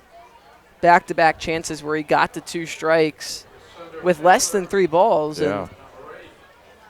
And just multiple misses. Luckily, Adam Broski was able to nab Crane. Another returner for the Vineyard. Will Hampton, the former Vanderbilt Commodore. That pitch gets away, so a free advancement for Carter Bentley. And same spot he's missing, just yanking it. Yeah, you could see Broski have to reach across the entire zone, and Kennedy has just got to calm himself down, put something middle, and make the Sharks hurt you with the bat, not via the free pass. Hampton, motionless, ready. Heavy hack right through, strike 1. A lot of zip out of the hand. He's just got to be able to locate. Runner in scoring position with great speed. The right fielder, Carter Bentley. Such a safe haven to have 2 returners at the top of your lineup. 1-1. Again, brushes Hampton back. Sharks come into this one trailing the Mystic Schooners by just half a game. Not often I'm going to be rooting for Newport, but I was last night. Goals coming up was just thrilled short. when you guys tied it in the 9th, and what an 11th inning. 2-1. Hampton, a little dribbler to the right side of the infield. The runner will advance. Glove scoop to first. That's a pretty cool play to watch. Definitely. Braxton Trammell didn't have a lot of time. Just uses the glove to get it over to Ryan Jaros for the 2nd out of the inning.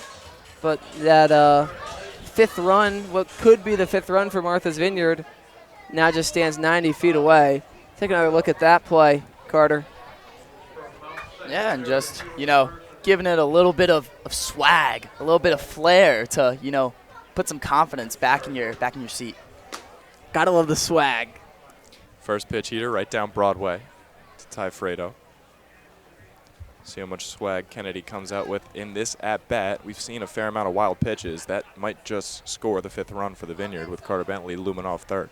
Yeah, the primary goal of your Broski has to just be keeping every ball in front. Off the plate, count evens. Sign of a great fan base when they're offering real-time feedback to the pitcher. Great spot, somebody yells from the stands. Fredo awaits. 1-1. Sent into the stadionic netting for strike 2. Now our camera operators on top of the Gulls dugout are ducking and covering over there, but good thing they are indeed protected. And aware, always paying attention. 2 gone. Can the Vineyard plate the 5th run here in the top of the 5th? Kennedy's delivery, fastball, sent right at Trammell. He finishes it with 2 putouts. Kennedy works through the base runner. We'll head to the home after the 5th, after the intermission.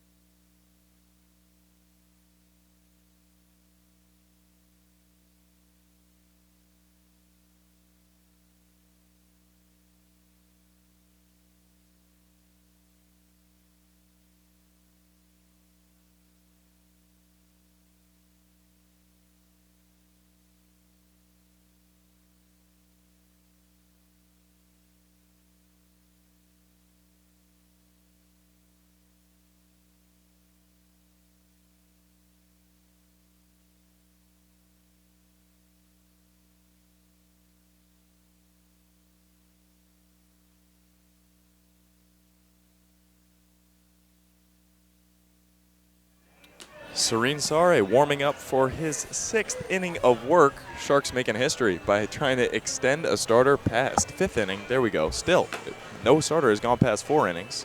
I'm going to get there. I'm going to get there. Just June 12th. Maybe you're trying to speak it into existence or something. If he could go quick 1-2-3 against the 7-8-9 of the Newport Gulls batting order. Chris Klug, Braxton Trammell, and Adam Broski due up. Walking up to that Michael Jackson, how could you not feel like hitting big? You know, and speaking of Michael Jackson, Harry, me and you have actually been practicing. Me and Carter, Liam was treated to it today, our little pregame Beat It dance tradition. We're getting there. I think we could be extras in the movie soon enough. Love the confidence, Harry. You guys were definitely busting a move or two. This one sent right back.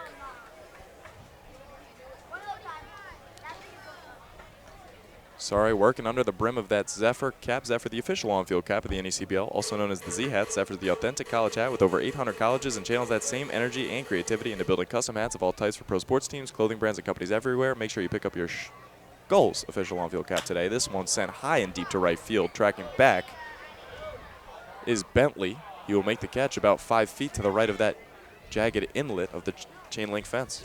Yeah, and also having to work around, if you're Hampton, having to work around the light post. Right. Could see him feeling for it. Pick up your Gulls or Sharks hat. Official on the field cap today. There we go. Zephyr, I mean, there's so many great hats in the NECBL. I wouldn't blame you for picking out anyone. You know, there's so many great logo designs. Oh, yeah. I really, I feel like I need to get a collection going or something. How about Trammell walking up to Little Uzi's 2, swing and a miss. That's a classic right there. You know, Lil Uzi's one of those artists that I feel like is like just a gateway. Timeless, man. Just so good. Like, first, you talk about Eternal Take. Where were you? Took the words right out of my mouth, Carter. Sorry, his high leg kick. Foul tip. Quickly, Braxton Trammell down 0-2. Carter is a Gulls expert off the brain, but a Little Uzi expert at the heart. Yes. I think I would consider myself a connoisseur. You know, Pink Tape got some hate, but look at it now. Everyone's playing it. So. Crowd chanting to "I believe we will win." They've got some work to do, does Newport. 3 runs to be exact.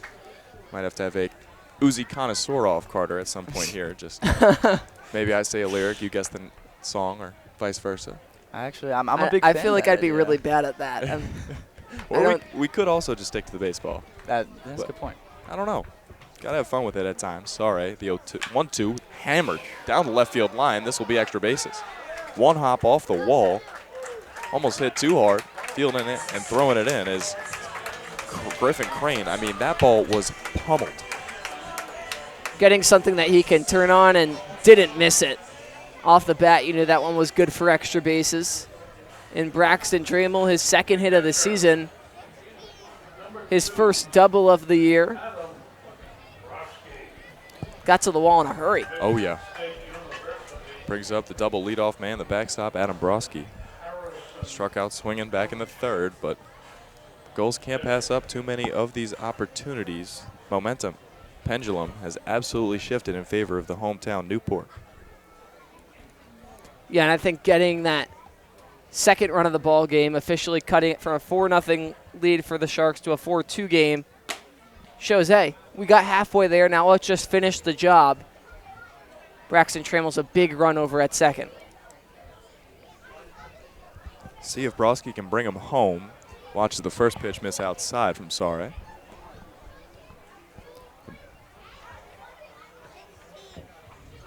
Fastball right down the heart of the plate, shot back. I think he wants that pitch back. You know, oh, yeah. If he was DJ Khaled, he would ask for another one. Challenge heater. And if you're the Sharks, uncharted waters, if you will, right, with Sari out there in the bottom of the fifth, so you wonder how tight the leash is. 1-1, just misses inside. Can't quite see the bullpen. Know if there's an arm warming just yet. Sorry, gripping up that baseball. Big pitch here. At bat, swing pitch.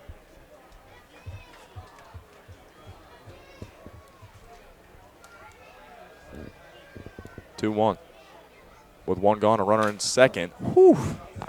That one smacked off McGee's mask, and man, I'm just so impressed by these catchers night in, night out.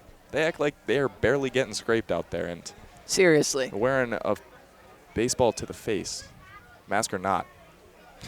Broski just missing it, sending 2 balls flying straight back, little underneath it. 2-2, one gone. Grounded foul. We'll do it again. There's a look at the Sharks bullpen. Angel Cruz beating himself up after missing fielding it. Ryan Renfro will gather it.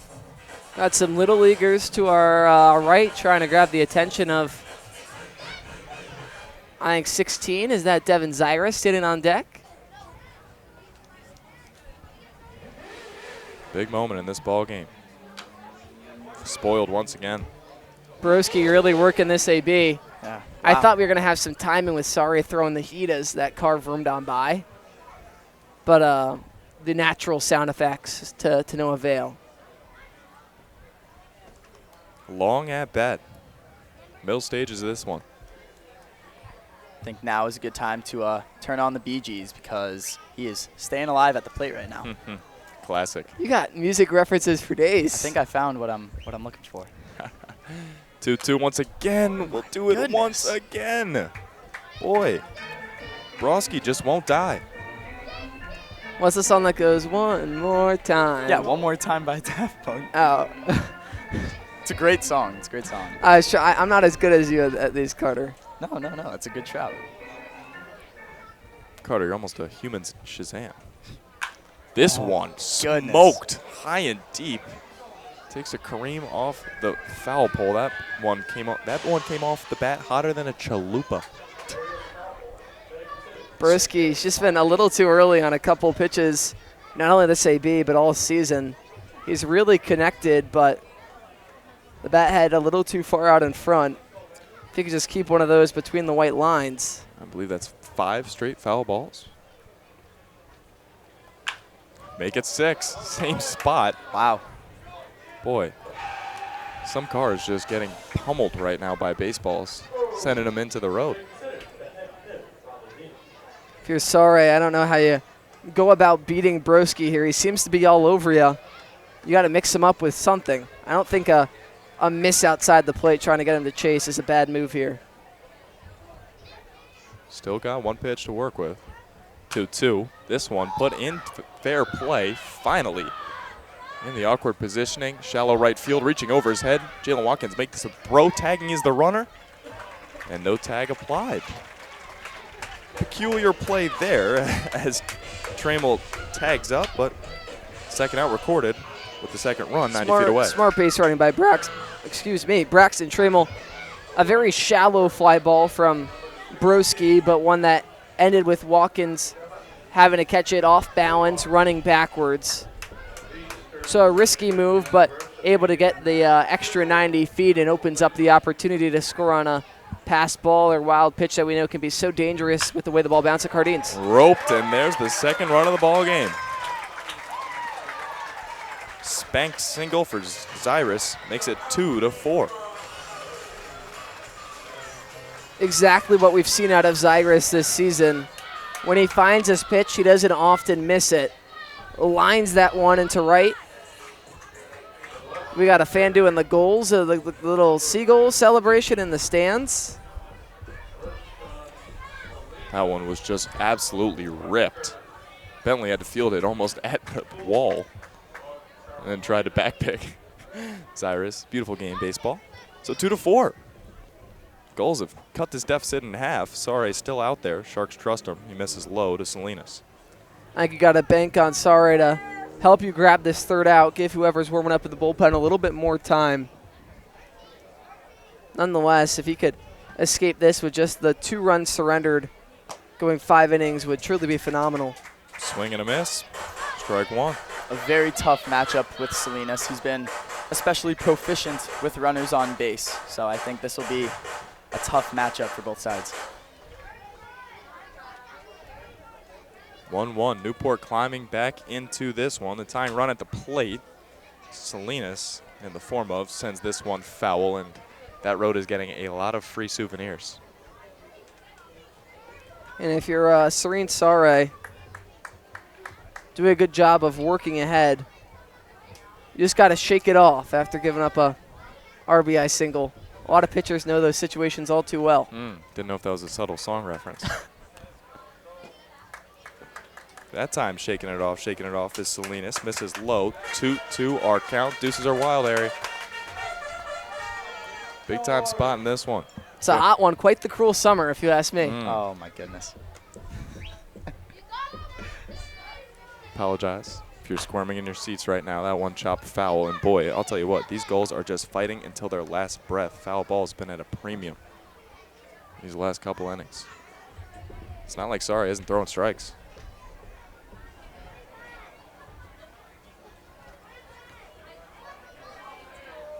With a pitch to spare, maybe give something Salinas a little too far away. This one cracked into center field. Shallow center, reaching all the way back, Jackson Roper. What a play from the shortstop. Save Sare some work. We'll head to the top of the sixth right after this. Why can't I?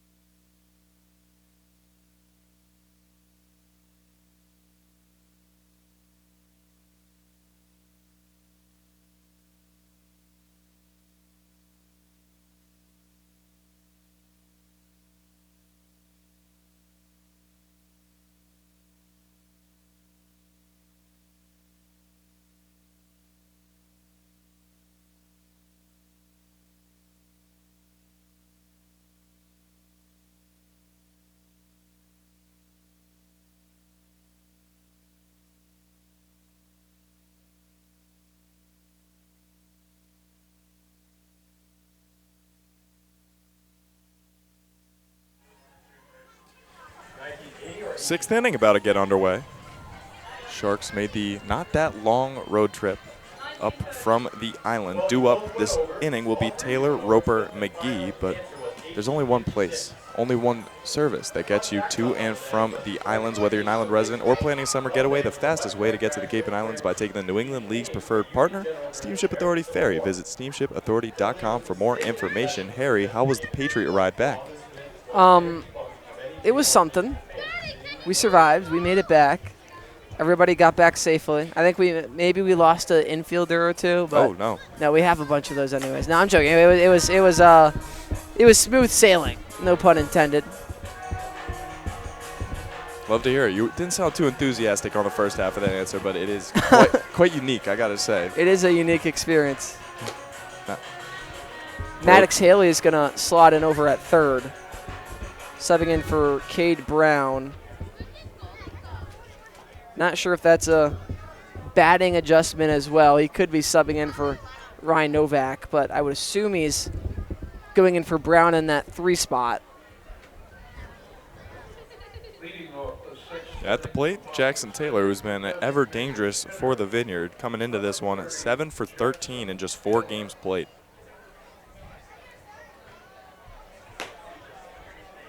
Strong start from Kennedy, who's just got to hone in a little bit more on the location during his second inning of work. Walked 2 batters last inning.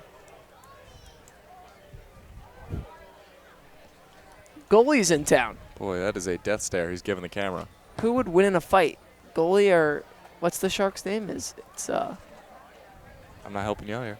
I was actually thinking about this pre-game. I feel like one more letter added to the word shark.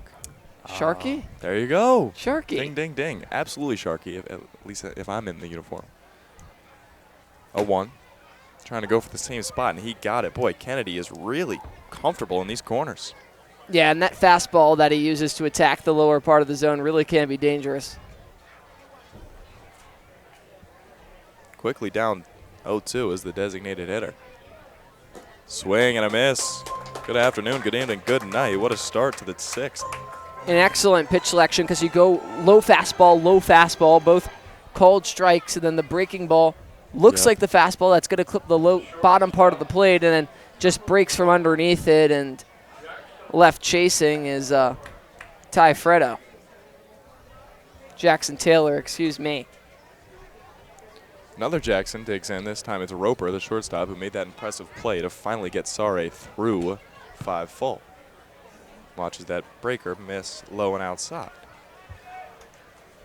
If you're curious what is going on around the rest of the NECBL, well, the Mystic Schooners, who are 6-1 and seemingly unbeatable, I mean, a Herculean effort last night to beat the Gulls. This one shot through the right side of the infield for a single for Jackson Roper. Are trailing Valley Blue Sox 9-2 at Fitch High School in Groton, Connecticut. So if the Sharks are able to hold on to this one, I hate speaking speculatively because it always seems to bite you back, they would take first place in the South Division. It's early. It's early, but you always want to. It's being the top dog is right. Always the place you want to be. And obviously, with the new playoff seeding format, the 1 seeds just become more highly coveted, rewarded as the back pick over on Roper takes place. Just an hour away from is it kickoff for Yes. soccer kickoff Yes. between USA and Paraguay. I know Carter is a big football, soccer fan. You're going to be tuning in, Liam? I'm not sure if I will be. Not the longest trip back.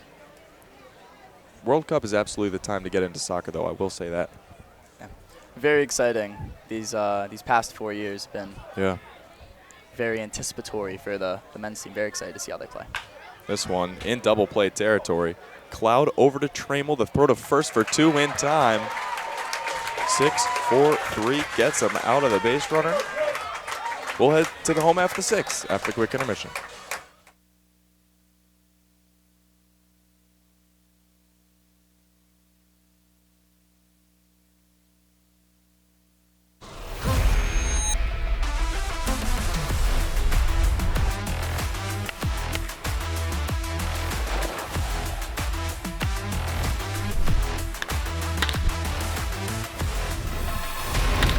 Looking to show off your Newport Gulls pride? Swing by the Goalie Shop, your official home for Gulls gear.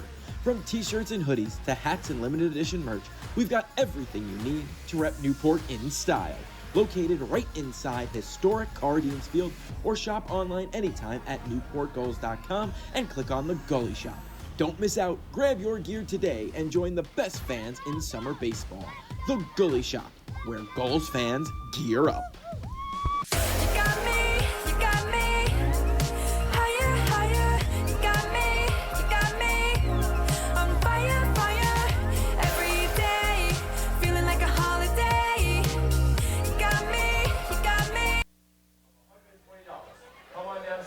Death Taxes and Serene Sare going deep into ball games. The Southpaw back out on the bump for the Martha's Vineyard Sharks, despite running into a little bit of trouble, allowing the second run on the board.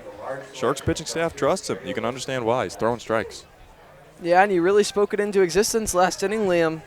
You said maybe we could see Sare go 6, Right. and they'll put him out there to at least start the inning. See a catcher jogging down to the Martha's Vineyard bullpen, so you'd have to think they have another arm warming up, getting ready to go. But Sare trying to work through 6 complete innings of work, which would be so impressive. Yeah, don't tell Serene there's a sub coming. He looks more than comfortable out there. Big boy, 6'4", 225. Hurling them home. Maddox Haley subbing in for it is for Cade Brown. You look at those stats at Gonzaga this past season, about a 364. 10 homers, 45 RBIs. A dangerous bat. Mike Coombs and company hoping he gives the Gulls a bit of spark of offense in the 3-hole. Sends that one foul. Haley did have a double last night. Had the walk-off on Monday for Newport's first win of the season. Tells you how cutthroat Gulls managing is. I mean, Cade Brown, 2 1-2-3 strikeouts, and he gets pulled. This one over to the second baseman. Watkins up with it. Throw to first in time for out number 1. Serene Sare, when you're working into those deeper innings, it's even that much more important to secure the first out of the inning, and he does so quite swiftly, just 2 pitches and 1 out. So brings up the designated hitter, Ryan Novak. Power on power. Bottom of the 6th. Sharks lead it 4-2. The NECBL's hottest rivalry. sent back into the stadionic netting. James McGee, the backstop out of Kennesaw State, but doing a great job after an impressive year with the Owls. And boy, I got to say, riding the bus with him, seeing him strap on those leg pads, I don't know how he fits him around those tree trunks of a leg. Just look at the size of those calves. You get strong playing behind the plate. Oh, yeah. Crouching down the entire time. Stronger man than me, obviously. If I was down for that long, I don't think I'm getting up, Liam. I have to put that to the test. You're talking a big game about maybe a wiffle ball as that one plunks Novak. So he got him on the forearm area of that. Maybe the hand, his left hand, as he rips off the batting gloves, gives it a little shake, appears to be okay. First real lapse in control we've seen from Serene. And last time these guys were up, we talked about how dangerous the middle of the order can be, and now Ryan Jaros getting to work with a base runner. Tying run at the plate. This one sent high and deep right at Carter Bentley. He can't see it. Oh, faked out the runner. He faked me out too. What a play from Bentley. The F9. And trying to double up Novak over at first. Yeah. That was not something you see every day. No. Gave it a little hezzy. Yeah, seriously. I mean, acted like a jitterbug out there. Just no idea where the ball was. And a lot of tactics sometimes outfielders will take. Drew Gilbert of the Giants on a sacrifice fly attempt one time caught the ball at the ground, trying to catch the runner leaving early. So it's the game within the game. Former Tennessee Volt. Oh, yeah. Playing under the same coach, Tony Vitello. Yeah. In steps Caden Cloud, the shortstop. 1 for 2 with a single. Still Novak at first. Sorry starts him off with the ball. And Sorry has been incredibly efficient in this inning. Got Haley to ground out in 2 pitches. Then he didn't even have to waste the full 4 triple to Novak with the hit by pitch. Serene not quite through the woods just yet. Does paint the inside corner with that look-like cutter. And in the NECBL with so many games and not a lot of off days, anytime you can save arms and have a guy give you a few more than you thought, that's huge. Sorry, looks at the runner, now turns his attention to home. Misses in the dirt. I mean, it's such a massive part of the game, managing the arms, keeping enough guys fresh, especially in this grueling schedule. As you mentioned, Newport, 5 games in 5 days for the Vineyard, 10 games in the first 9 days with that double header tomorrow. Back home. Excited for a non-travel day. 2-1. Swung on and missed. Well, yeah, Newport does the alternating home and away. So, right. You know, I kind of have that routine of yesterday and tomorrow we had Sanford, Maine. Sundays are all off, though, for the most. I think we play 1 Sunday. 2-2. Lifted high into right foul play. Ryan Thompson gives chase. It falls into the grandstands. Takes a large hop. Deuces are wild. You know, something I'm noticing, I think the Sharks here might have the highest percentage of players rocking the high socks that I've seen all season. I'm happy you mentioned it, Carter, because it's actually a requirement coming right down from our president, Russ Curran. Must wear stirrups. Really? Are you guys fans of that or what? I'm a fan. I'm a think it looks fan. good. I until Carter pointed that out, then I look across the infield grass and they're all rocking the stirrups. Well, Will Hampton out there in center, a bit of a trailblazer, as well as Carter Bentley. They might have earned the right by returning for a second season. That's how they get you. They go, you can wear the long pants. I always went with the long pants. I was never cool enough to rock stirrups. I think if you can rock them, though, they're the real deal. Are they the 2-in-1s, though, or are they like the real separation between sock and stirrup? Do you know? I don't know. I'll have to get more information. Look for that in our next Gulls Sharks matchup as technical difficulties fall awry. Harry, great job. Oh, struck him out. What a pitch. Serene Sare through 6 full. We will head to the last 3 innings taken over by the Gulls. Voice the Gulls, Harry Tidgewell. We'll be right back.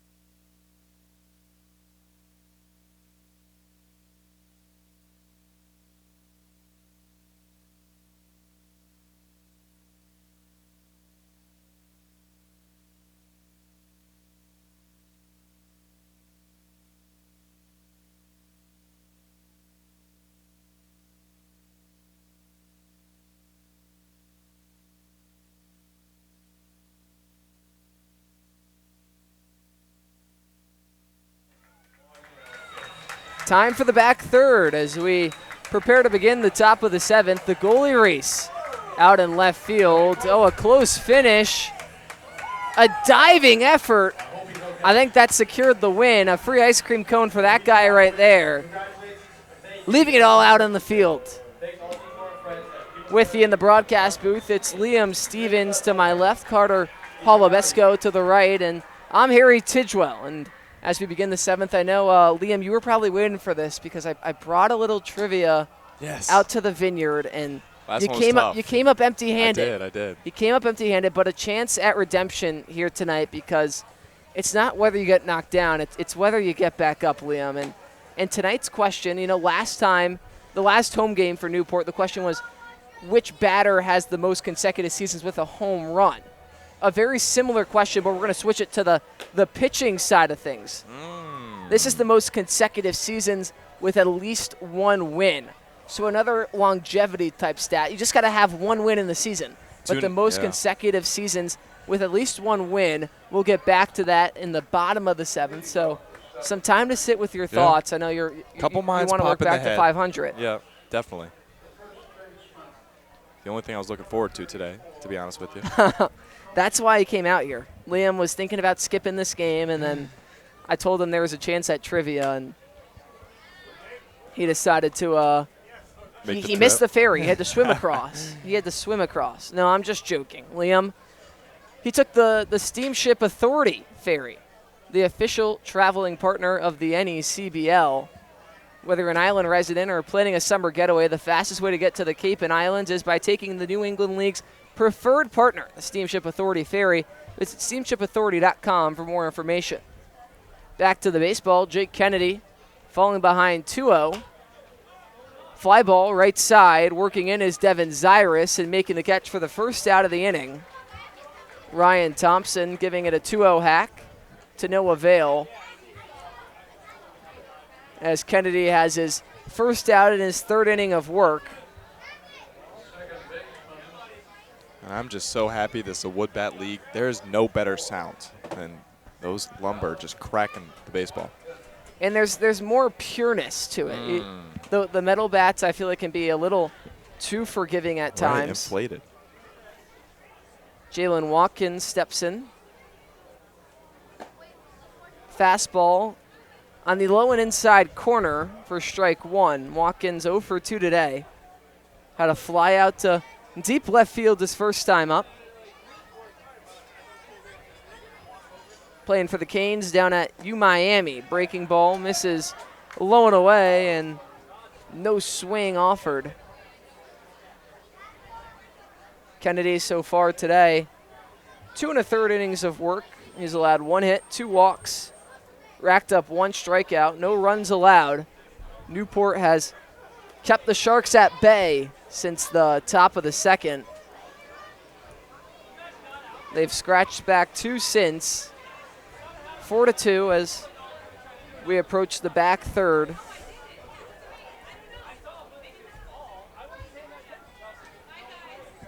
The 2-1. Misses low and away with the fastball. 3 balls, 1 strike. 1 out in the top of the 7th. The top of the order, and Griffin Crane looms on deck, 1 for 2 today. 3-1 from Kennedy is low, ball 4. So Watkins has a free pass. It's Kennedy's 3rd walk of the evening, and back to the top of the order, as I just hinted at, and Griffin Crane, who got the offense going in that first inning, roped one right down the right field line. Since then, he got an out and also reached via the walk.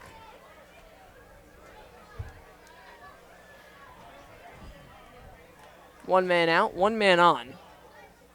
Pitch from Kennedy. Crane showing bunt right down the third base line, and what a beauty. God. Watkins now caught between 2nd and 3rd. Haley chasing him back, the throw, and he's out.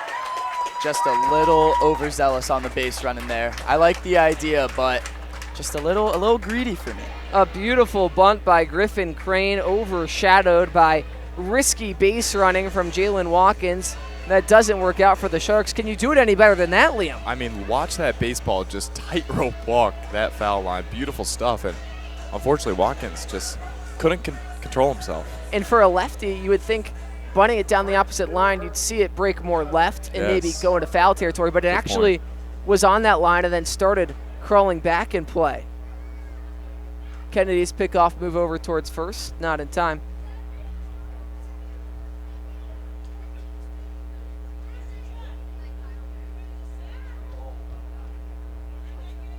Two outs in the top of the seventh. Crane leads off first. Carter Bentley at the plate. Bentley, 1 for 1 on the day. The Sharks trying to add some more insurance with just a few frames left to go. Another pickoff move from Kennedy's, not in time. I think we know the scouting report on Griffin Crane. Keep him honest.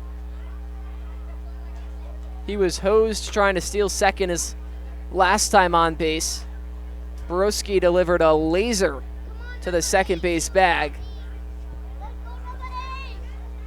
Probably the best defensive play we've seen so far here today. The 1-1 from Kennedy to Bentley. Breaking ball misses away. 2 balls, 1 strike. And Kennedy hasn't really completely had his best stuff. The location hasn't really been there, as Kevin Long is going to make his way out to the mound. But what I was going to say is it's worked nonetheless. Yeah. He has 2 outs in his 3rd inning of relief work. And if you're Newport, you can't really ask for much more. But what you don't want to do is issue another free pass to Bentley and then have 2 men aboard for Will Hampton. Right, exactly. We know how dangerous Hampton's bat is, but can't forget about Bentley.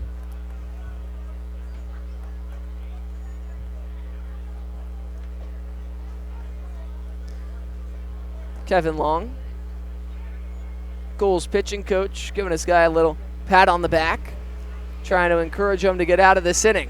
Kevin Long, also a great interviewee.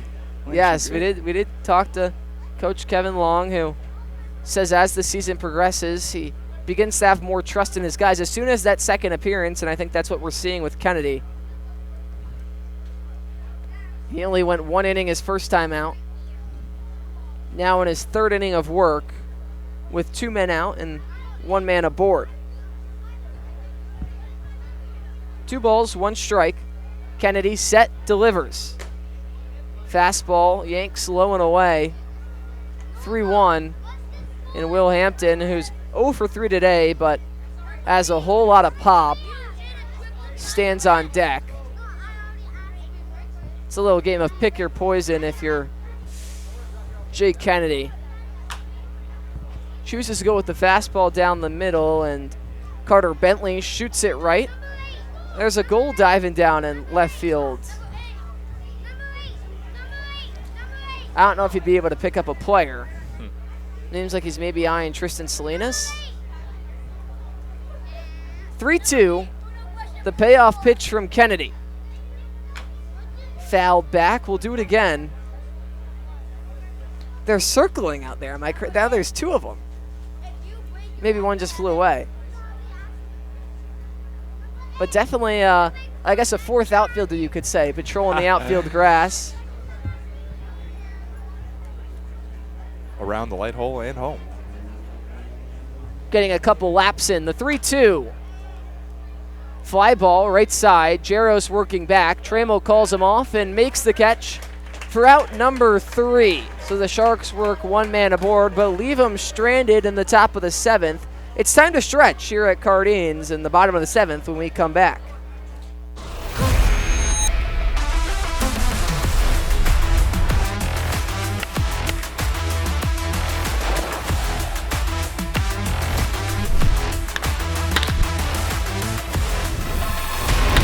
What makes a great team hat? It starts with a Z. For decades, Zephyr has been making the most iconic headwear in the game, trusted by teams, colleges, and pros. We cut out the middlemen and work directly with our manufacturers, so you get top quality, fast turnaround, and prices that make sense. From bold designs to unbeatable fit, Zephyr hats are built to match the quality of your team, right down to the last stitch. Zephyr Team Headwear, born from experience, built for teams that stand out.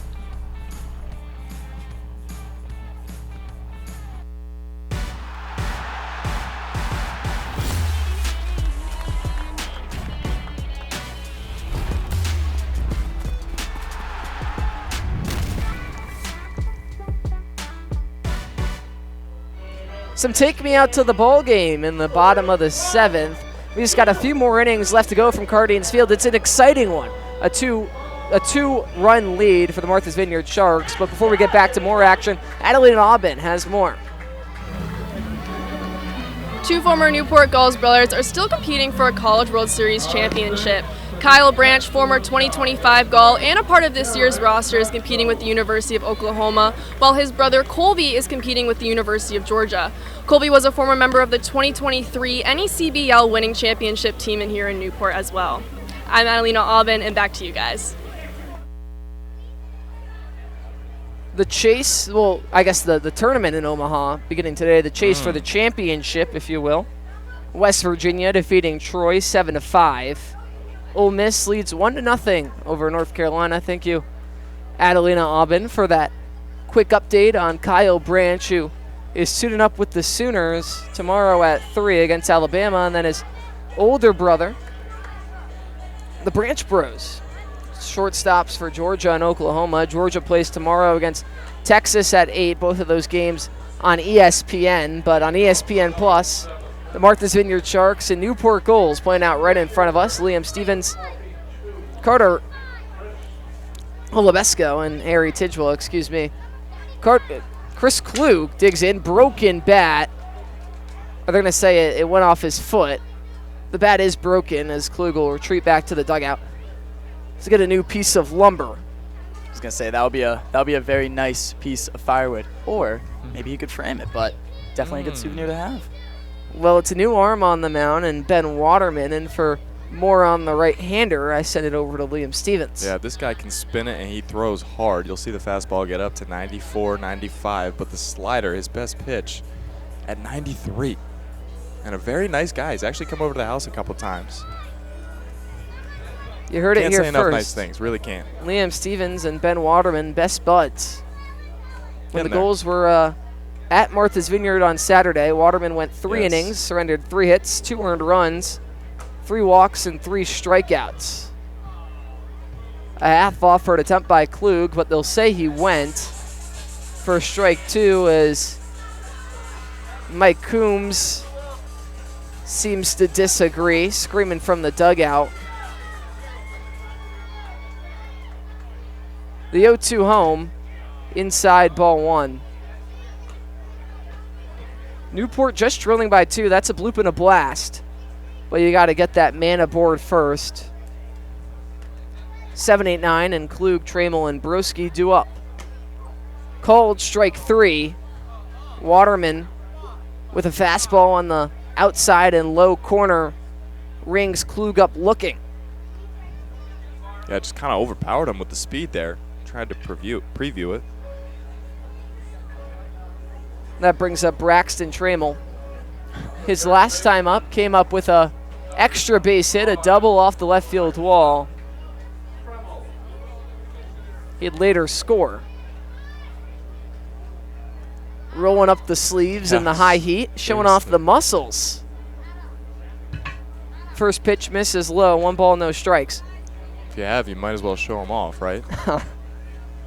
It's funny, Ben was actually telling me how much he loves Lil Uzi Vert. Maybe Trammell's walk-up song might fuel the wrong guy. Uh-oh. See, I never thought of it that way. He's thinking outside the box. Waterman falls behind 2-0. I was going to say, that's where Waterman's been, unable to get a strike yet. To Trammell. Pitch home. Called strike on the outer third, to the dismay of the Newport hopeful in the stands. Liam mentioned that earlier. You definitely get some feedback from the crowd here at Cardines, which it's a wonderful thing. The Cardines crowd still holding strong in the bottom of the 7th. Trammell sends one off the stadionic netting as it lands back in front of the plate. 93 that pitch was. Yeah. He's got some. He's definitely got some heat off that hand for sure, Waterman. Flame-throwing righty, spent the last year at Lafayette. Trying to pick up his 2nd consecutive strikeout. The count 2-2 to Trammell. Kicks and deals. Swing and a miss, strike 3. He didn't need the heat for that one. He decided to go breaking ball in the dirt, and Trammell goes fishing. So back-to-back punch-outs to begin the bottom of the 7th, and now Adam Broski stands in, who flew out his last time up, but mashed a couple of foul balls down the left field line. It's been the story of the season for him in the batter's box, just unable to put something back up the middle. Newport, only 7 more outs to work with, chasing 2. The yellow is a breaking ball that finishes about 2.5 feet outside, but Broski offers at it for strike 1. That's how you know your pitch is working. Disgusting stuff from Waterman. So much break on the off speed. No balls, 1 strike. 2 men out, nobody aboard. Oh my goodness. Right down Broadway, leaves Broski looking at it for strike 2. He's in full control. 1 pitch away from striking out the side. Got to be tough being this Gulls lineup. Seeing a lefty for 6 innings, then coming back to a flamethrowing ready, as Liam said. Got to be tough. The 0-2. Broken back, ground ball right side, fielded by Thompson. He'll flip to Waterman for the 3rd out of the inning. 1, 2, 3 go the Gulls. We have 2 innings left to play from Cardines Field. You're not going to want to miss this one. It's good on ESPN+.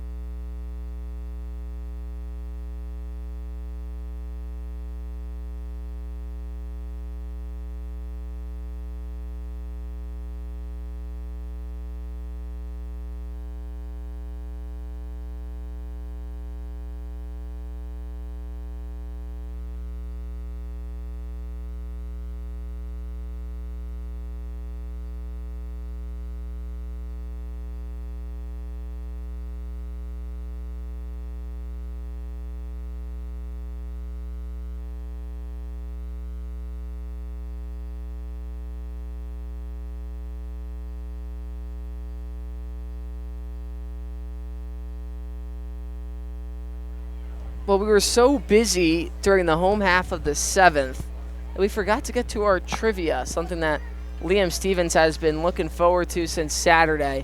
I'm going to start with Carter, and then I'll shift to you. Carter, you don't watch a lot of baseball, I know, but do you have a guess for us?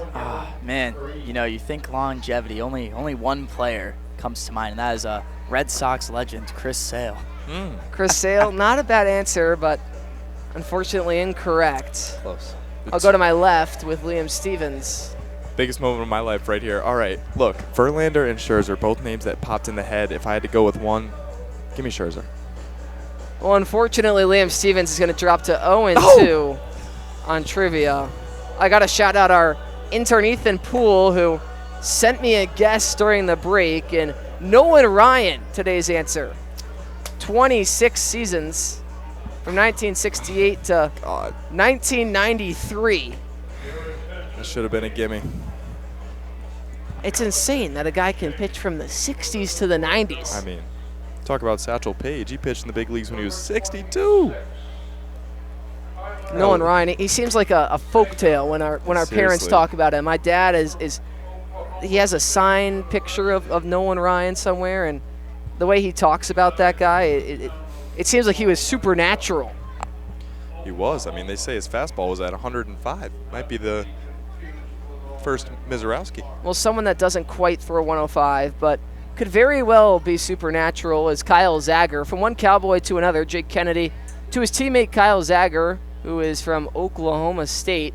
He's gone 2 1/3 innings so far this season. He has allowed no earned runs on 2 walks and 5 strikeouts, so a 0 flat ERA.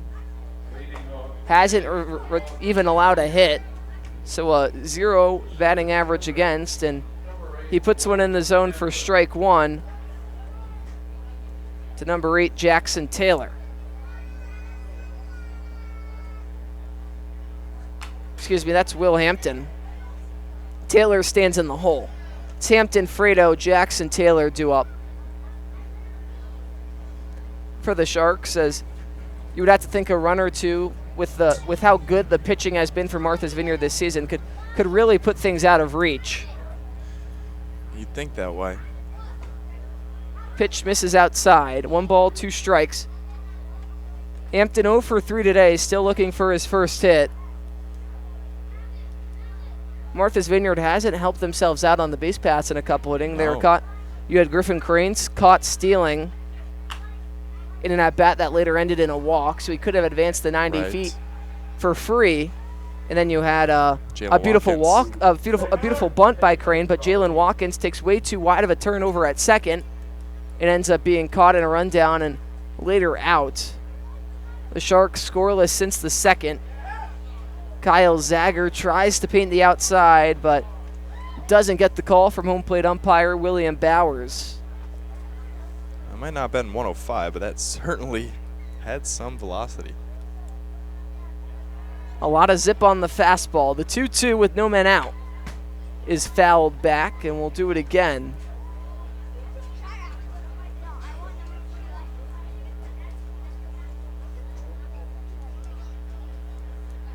I'm really liking the arm sleeve that Hampton's wearing on his left arm here. It's very stylish. Carter, I noticed you're quite the fashionista.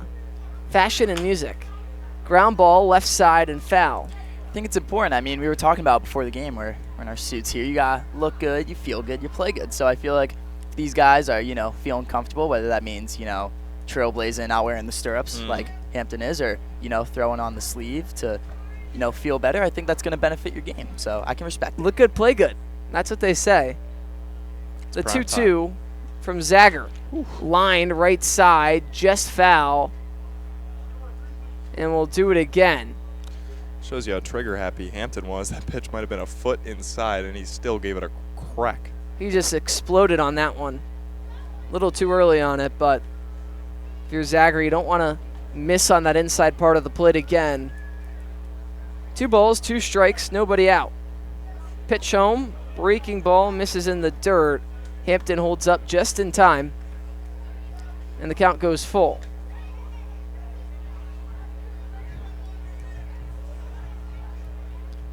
Hampton affectionately called Bubba, not for any reason other than he calls everybody else Bubba. 3 balls, 2 strikes. You got to love a good nickname. Zager from the windup deals and misses in the dirt for ball 4. A good at-bat from Will Hampton, who now works the full count walk and hands things off to Ty Fredo, the 4-hitter.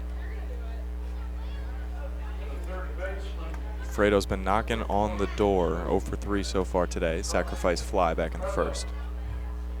You look at those college stats from this past season at Mount St. Mary's. Crazy stuff. 331 with 8 homers, 43 RBIs. As Zager's first pitch misses high and away. And if you're the Newport bullpen, some pressure to keep this game right where it's at. You can't really give up much more. The Bats have tried to do all that they can, but have only mustered 2 runs up to this point.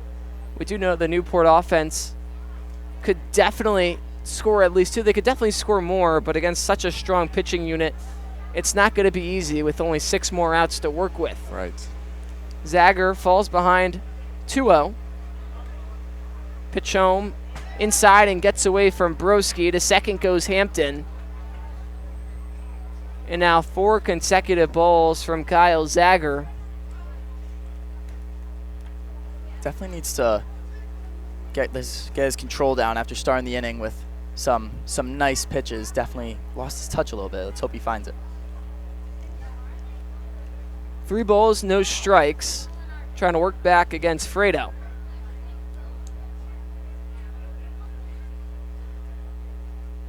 Pitch. Flied back over the netting into the street for the first strike of the at-bat.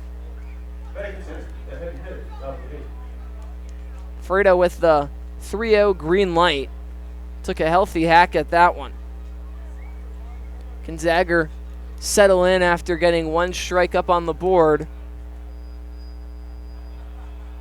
Sets and deals. Chopped him at the hands, grounded left side softly out of play. For the second straight batter, we'll have a full count.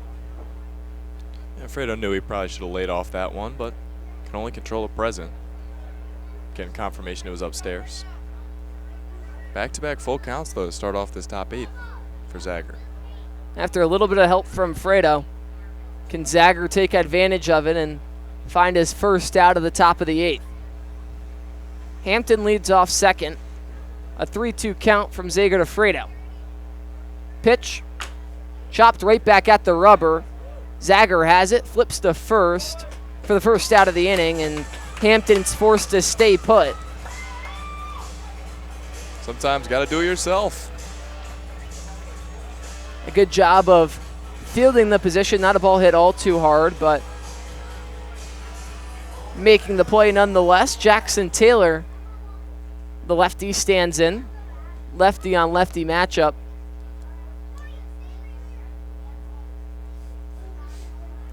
Jackson Roper talking to some of the Gulls children, fans. It's Little League night at the ballpark. Kids in jerseys across the stands. I guess it's Friday, so the bedtime's pushed back a little bit later. It's only 8:30. I don't know if school's out yet. I don't think it is. I think we might have a week or two left to go. But the aspiring Sharks and Gulls are showing out nonetheless. Pitch misses inside, 2-0. Growing up on the Vineyard, did you grow up wanting to be a Shark at all? I always went to the games, wanted to be a baseball player. Yes, I wanted to be a Martha's Vineyard Shark. I think this counts. I'll give it to you. 2 balls, no strikes. Adam Broski's going to call time and go have a quick meeting with the Oklahoma State Cowboy, Kyle Zager.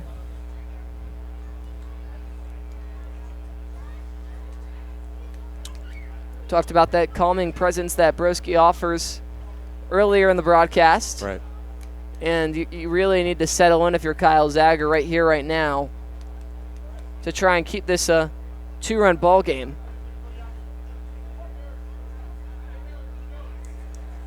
Hampton leads off second. Taylor ahead, 2 balls, no strikes. Pitch from Zager. Swing and a miss, strike 1. Fastball at the belt, and Taylor just couldn't catch up to it. Wonder if that's what Broski said in that short meeting. Let the fastball eat. Might have just been as simple as that. Can Zager make it 2 straight? The 2-1. Runner goes. Fouled off the foot of Jackson Taylor as Hampton will have to retreat back to the bag. A risky play there, especially with the lefty in the batter's box to try and steal third. A clear throwing lane, obviously, for Adam Broski, who wouldn't have to work around a batter. 2 balls, 2 strikes. The fastball seems to be working for Kyle Zager. 2-2. Line softly up the middle and over the head of Caden Cloud into left field. Hampton getting the wave. The throw in from Salinas, cut off, not in time. It's an RBI single for Jackson Taylor, and the Sharks extend the lead to 3. Perfect job of hitting. That is exactly how they teach it, right over the shortstop's head as a lefty hitter. It means you are doing something right. The throw in just not quick enough. And the Martha's Vineyard Sharks end what was 5 straight scoreless innings off of Taylor's RBI single in the 8th. Zager's first pitch misses up, ball 1. He chose to go to the breaking ball with 2 strikes, and Taylor made him pay for it. From Taylor to Roper now with 1 man out.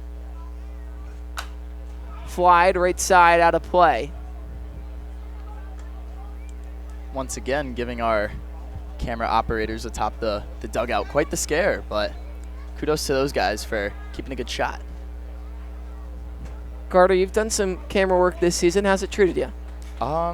It's honestly, it's a really good time, definitely. Just being able to focus on your assignment and really still get creative. There's a lot of creative freedom that is very enjoyable. It's luxurious. That's Swing and a miss for the second strike. That was Matt Clements and Matt Benestad on your screen just a second ago. Thank you for you guys for all that you do.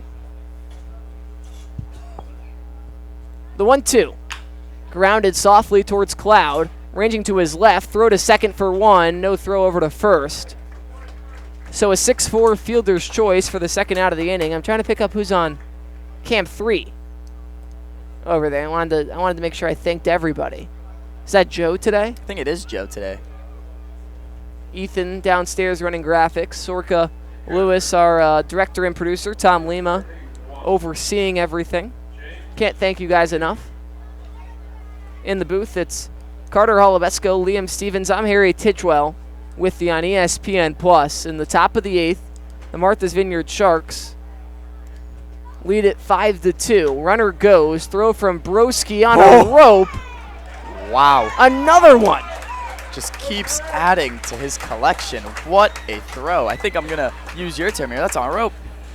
Can't ask for much more from the man behind the plate. Adam Broski gets him out of the inning, but the Martha's Vineyard Sharks scratch across one more. It's a 5-2 ball game as we head to the home half of the 8th. Up next on ESPN Plus. Most people spend their time trying to fit in. Not me. I want to be all in. I want to be in too deep, in the moment, in the center of it all, in the room where it happens. In it to make a difference every single moment of every single day. So grit your teeth and smile. Be ready to take on adversity. Be ready to transform the world. Ready for whatever life has in store.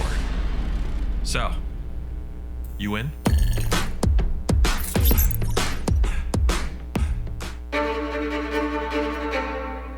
The motoring event of the year returns. The Audrey Newport Concours and Motor Week, October 1st through 4th. Witness breathtaking automobiles against the stunning backdrop of coastline and historic venues. From celebrated events like the Gathering and Concours d'Elegance to the all-new supercar and hypercar Concours, and free access to the Concours Village. There's something for all to enjoy. Join us in our chair Jay Leno in celebrating automotive excellence, luxury, and community. Tickets on sale now. It's getting late for the goalies in beautiful Newport, Rhode Island. Newport trails by 3 in the bottom of the 8th. Trailing the Vineyard in hits as well, 6-5. Two up, it's Zyrus, Salinas, and Haley as they'll try and mount somewhat of a late rally. They trailed by 3 with 2 innings left to play yesterday, so a very similar situation, but the balls were flying a little bit more, it seemed.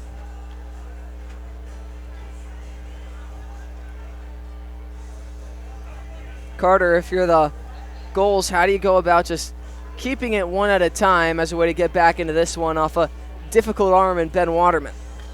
I think just once you step in the batter's box, just really slowing the heart rate down, taking a breath, and kind of seeing the pitches as they come. You can't be too antsy and try and jump on something that's out of your comfort zone, but at the same time, you can't be too passive. So you gotta have this sort of feel for it. And I feel like if you just take a breath, let yourself settle down, the game's gonna come to you a lot slower. Well, a guy that really has a feel for things is Devin Zyrus, who's been one of the best offensive players in all of the NECBL. Batting .400 so far this season with 10 hits, 3 of those for extra bases, a .520 slugging, a .516 OBP. First pitch clips the bottom of the zone for strike 1. Zyrus on a 2-for-3 day, looking for his 3rd hit of the night. The 0-1. Waterman misses outside. Count draws even at sticks. Newport's offense has been best all season when they can get a leadoff man aboard. And with the top of your order up, there's no one else you'd rather have in that situation than Devin Zyrus.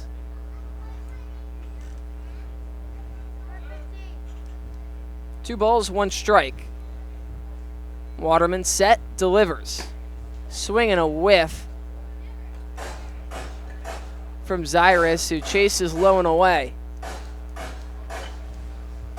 2 balls, 2 strikes. Waterman looking to collect yet another punch out. 2-2. Misses low and away. Count goes full. Similar to that last pitch that Zyrus chased on, but fool me one time, shame on you. Fool me twice, shame on me. And it doesn't allow for that to happen. Is that's the saying? Yeah, you got spot on. 3 balls, 2 strikes. Zyrus fouls it off left side. We'll do it again. Goodness, that almost hit the aquarium. The glass breaking sound always gets me. They pumped that in loud. 3 balls, 2 strikes. No men out in the bottom of the 8th. Gulls trying to work their leadoff man aboard. The pitch to Zyrus. Misses outside. So the leadoff man does indeed get on base. Zyrus, via the free pass, hands things off to Tristan Salinas, who's this two-headed monster of Zyrus and Salinas has been the heart of the Gulls offense so far this season. The Gulls player of the game yesterday in a 4-hit performance.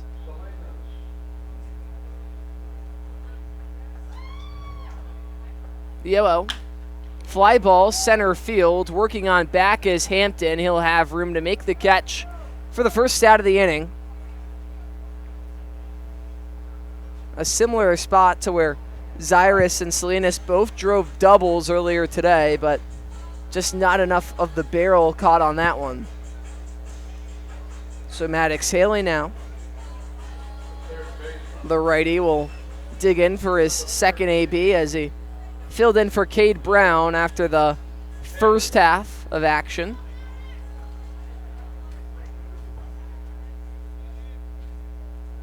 The 0-0 from Waterman. Inside, ball 1. And you talk about a guy who has a nose for big moments. Walking off a game earlier this week, Maddox Haley is the guy that I would want up right about now.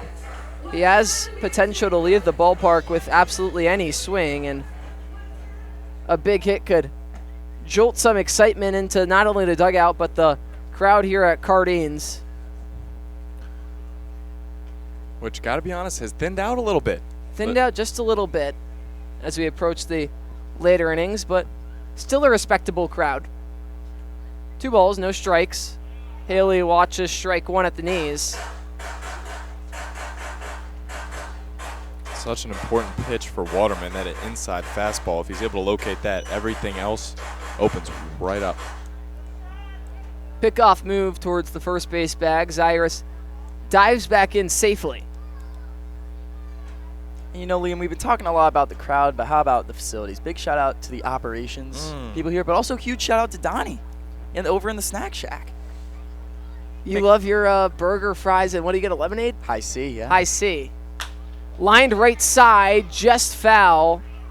Haley shooting one the other way. Donnie's dogs. Yes. Still haven't had a Donnie dog this season. I've only gone with the good old Donnie burger, which is just as effective for sure. It gets the job done. Haley trying to get the job done. So is Waterman. Everybody out there just trying to get the job done. 2 balls, 2 strikes. Who will win this at bat right here?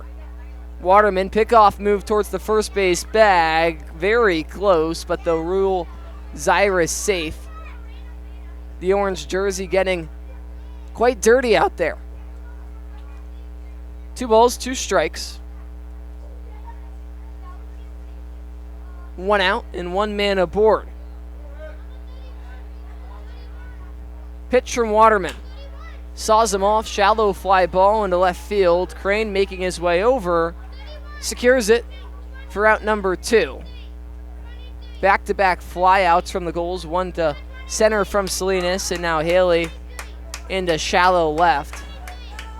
Ryan Novak, the 4-hitter tonight, digs in. He had 2 home runs against the Danbury Westerners.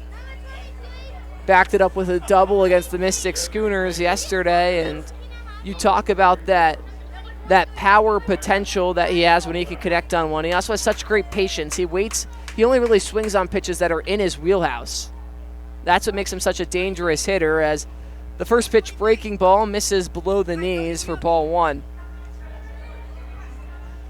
And if you're Newport, a inning where Zyrus, your leadoff man, was able to work aboard, but he's been stuck there ever since. Fastball on the outside. Wow. Draws the count even at 1-1. Yeah, Waterman has been unbelievable. Not afraid to pitch to contact as well. Just the second arm the Sharks have had to use today in his second inning of work. Breaking ball catches the knees. 1 ball, 2 strikes. I don't even know what you do about that one. Hope he doesn't throw it again, maybe. Waterman trying to finish his second inning in relief. The 1-2. Outside, Novak leaves it for ball 2. 2 balls, 2 strikes, 2 outs. Deuce is wild in the bottom of the 8th. Devin Zyrus leads off first. Ryan Novak stands in. Waterman comes set. The pitch home. Outside and low, so the count will go full. You'll have action over at first with Devin Zyrus moving on the pitch.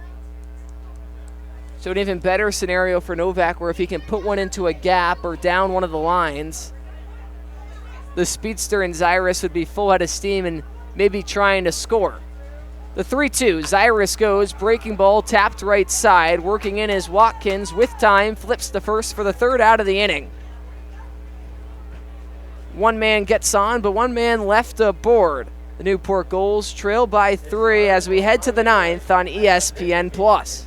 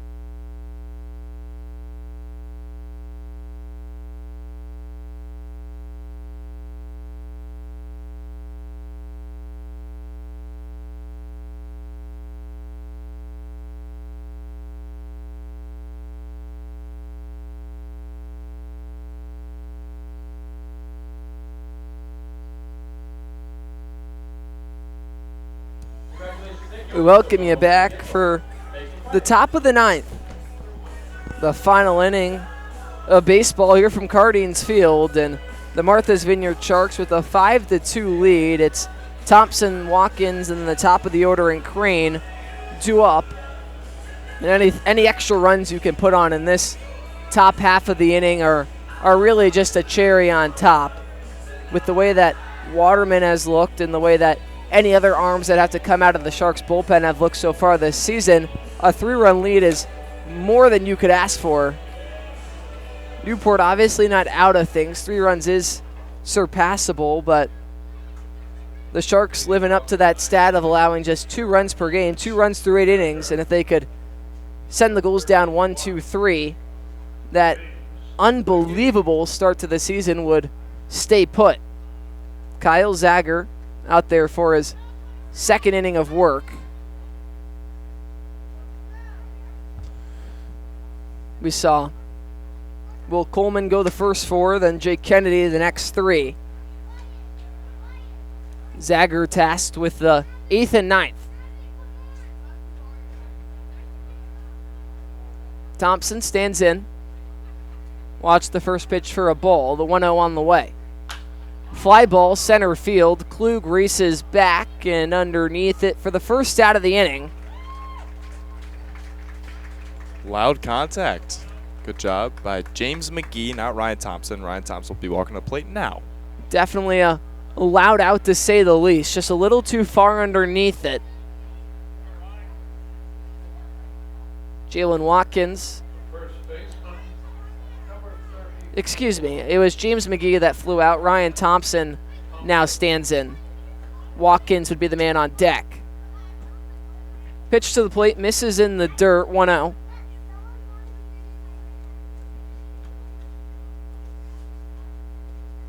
And now, Carter, something I knew you wanted to talk about a little bit, and we'll talk about it right here, right now, is the World Cup with the U.S. playing tonight. As that pitch is swung on, 1 ball, 1 strike.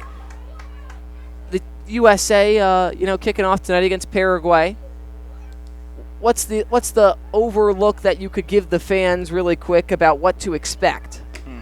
Well, these are two teams that don't like each other all that much. Definitely had some, squabbles and scuffles in the past, but it's always a very intense and physical game. So definitely be on the lookout for some physical tackles and a lot of celebrations.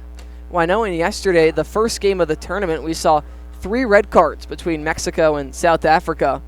Looked more like a football game out there with some pads on or something. Absolutely. Definitely. I was a little disappointed to see, athletes be so undisciplined, but the 2-2 was swing and a miss, but gets away from Broski on the drop third. Throw to first just in the nick of time.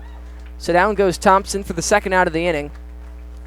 Canada and Bosnia tied 1-1 earlier today. The only game we didn't mention was South Korea with a 2-1 win. That was quite the exciting game. A whole lot of more action tomorrow as well. And there's nothing quite like the World Cup, It's for a global sport like soccer, seeing athletes compete from all across the planet. Do you have a pick? I mean, I want USA to go all the way, of course, but do you have a prediction? I think Portugal's going to win. Definitely. Portugal. Swing and a miss at the high heat. Liam, do you have one? Not at all. I was going to ask Carter who to look for the casual fan, just trying to get into it. Obviously, we know Pulisic, Captain America. That's about it. Yeah. The 1-1. This is outside. For the United States team, definitely Pulisic. Definitely Gio Reyna is going to be a player to watch. Right. Tim And I think you'd have to say that France is back out for blood. Definitely the favorites. After coming up just short against Argentina last time around. 2-1, misses in the dirt, 3 balls, 1 strike. And what I also find so funny and interesting is that all these teams are obviously are stationed at certain college campuses. Right. Croatia is actually in our producer Sorka's hometown in Virginia. Funnily enough, I'll give it 50 minutes away in Smithfield, Ghana, are practicing at Bryant University. So the 3-2. Chop slowly, right side. Zagger will field it. Flip to first. In time for out number 3. 1-2-3 go the Sharks. But the Gulls will have to overcome 3 when we come back for the bottom of the 9th. Can they get it done? Find out next on ESPN+.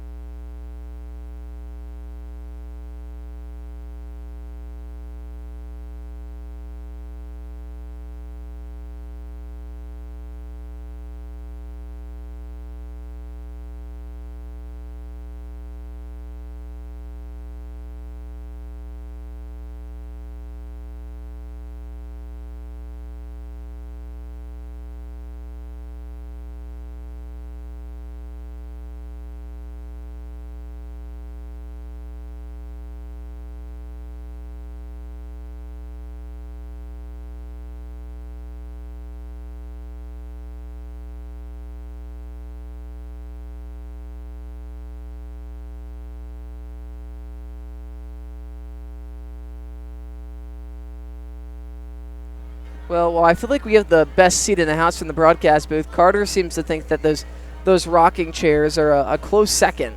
Oh, yeah, absolutely. I feel like you're not obstructed in any way. You get a nice view of the whole infield and the whole outfield, and I just feel like those chairs, as deceivingly woody as they look, they are surprisingly comfy. I've sat in them a few times.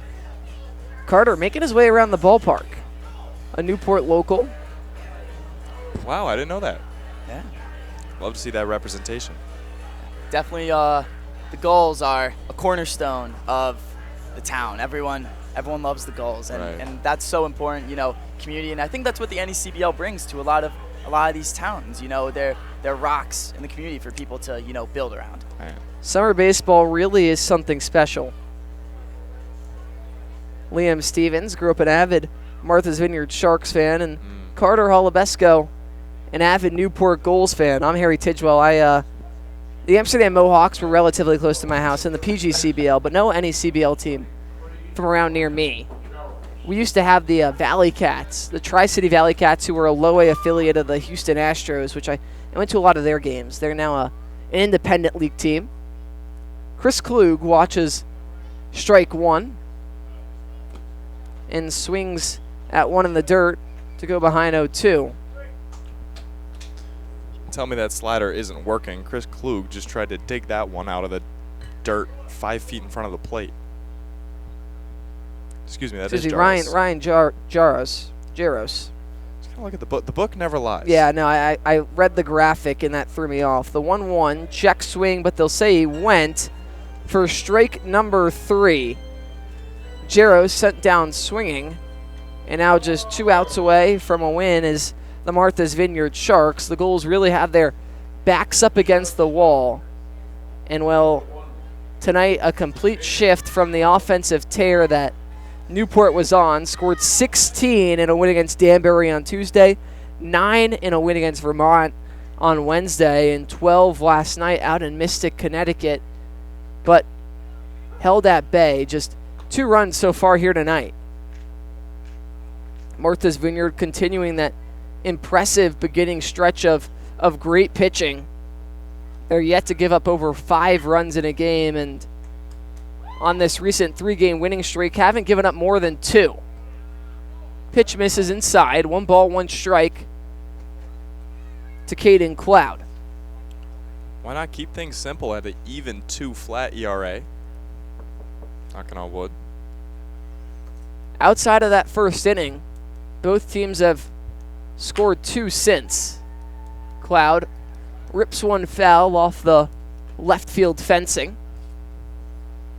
1 ball, 2 strikes. Really did almost predict it way back in the first. It's about that first lead. I mean, look, the Sharks put up 3 runs in the first, and that's the difference. Talked to Coach Teddy Regan over at third before the game, and he was hoping for a little bit more of a response the second time around against the Sharks, but the Gulls haven't found it quite yet. This one not over. I feel like now I have to bite my tongue before saying that after watching a game yesterday where the Gulls led by 6 and then Mystic stormed back without recording a single out. But to this point in the ball game, not quite the response they were hoping to have. The 1-2, Cloud lives to see another day. Not to make you relive it, but they walked it off a suicide squeeze, if I'm not mistaken. Yes, wow. It was a bunt that just rolled past the pitcher, Mac Edwards. It was a beautiful bunt. He didn't really have much of a play on it. The 1-2, swing and a miss, strike 3. Waterman gets him with the breaking ball, and now 2 outs in the bottom of the 9th. The Sharks nearing in on closing things out, and hitting for Chris Klug, it's going to be Cole Johnson. How good has this Martha's Vineyard pitching been? If I could describe it in one word, I'd give a nod to Oxford legend Adebayo Akinfenwa. It's been pure class. Chris Klug, number 42, bump it up 1 to 43. Cole Johnson maybe add on another 20, 25 pounds of muscle as well. Sitting at 6'5", weighing over 220. He's a guy that if you wanted to kind of put any level of excitement or jolt into a seemingly dead scenario here at Cardines, he's someone that, if he connects, could easily put one over the wall as he watches strike 1 on the inside. 1 ball, 1 strike, 2 outs. Waterman trying to seal the deal. Breaking ball fouled back over the netting and out of play. And the Gulls down to their last strike. The Martha's Vineyard pitching staff has been remarkable to begin this season.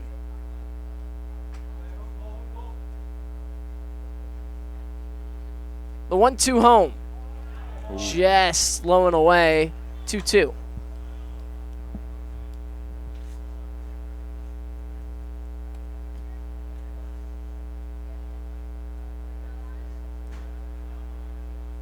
Waterman set. The 2-2 home. Breaking ball. Did he go? The first base umpire says no, so the count goes full. Here's some shrieks of disbelief from the Vineyard bullpen. Would have been quite the nasty way to end it, if you will, with a breaking ball that missed probably a foot outside and well in the dirt. The 3-2 from Waterman to Johnson. Kicks and deals. Tap foul left side. We'll do it again. Braxton Trammell stands on deck. Adam Broski would be the tying run in the hole.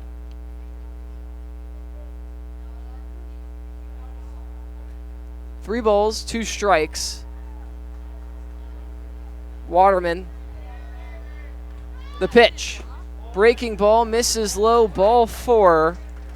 So we hold our breaths for just a moment more as Johnson works his way aboard and Braxton Trammell comes up to the dish. That's how these rallies start. And Cole Johnson, not a stranger to crossing home plate. He actually scored twice in yesterday's game. So definitely a guy that is familiar with the base path.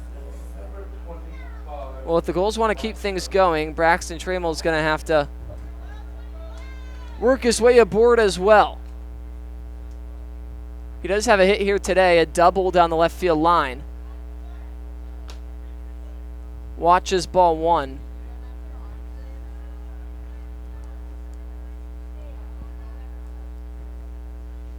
At the moment, well, with 2 outs, Adam Broski could be the tying run. He's on deck. Devin Zyris, the go-ahead run, who stands in the hole. And after back-to-back balls, McGee's going to go out and talk to Waterman on the mound. Just trying and calm down the pitcher's nerves in his 3rd inning of relief work. Yet to allow a run up to this point. It was Serene Sare who started things, went 6 innings, allowing just 2 runs. And since coming in, Waterman really has been fantastic. Allowed just 1 base runner. Yeah. Well, 2 now, but 2 now, yes. But the Gulls beginning to pressure in the bottom of the 9th. The 2-0 to Trammell. Clips the low and away part of the zone for strike 1. Once again, the meeting on the mound just results in a fastball. A close pitch, but he gets the benefit of the doubt. 2 balls, 1 strike, 2 outs. That one too low, 3-1. So now 1 pitch away from the tying run coming to the plate.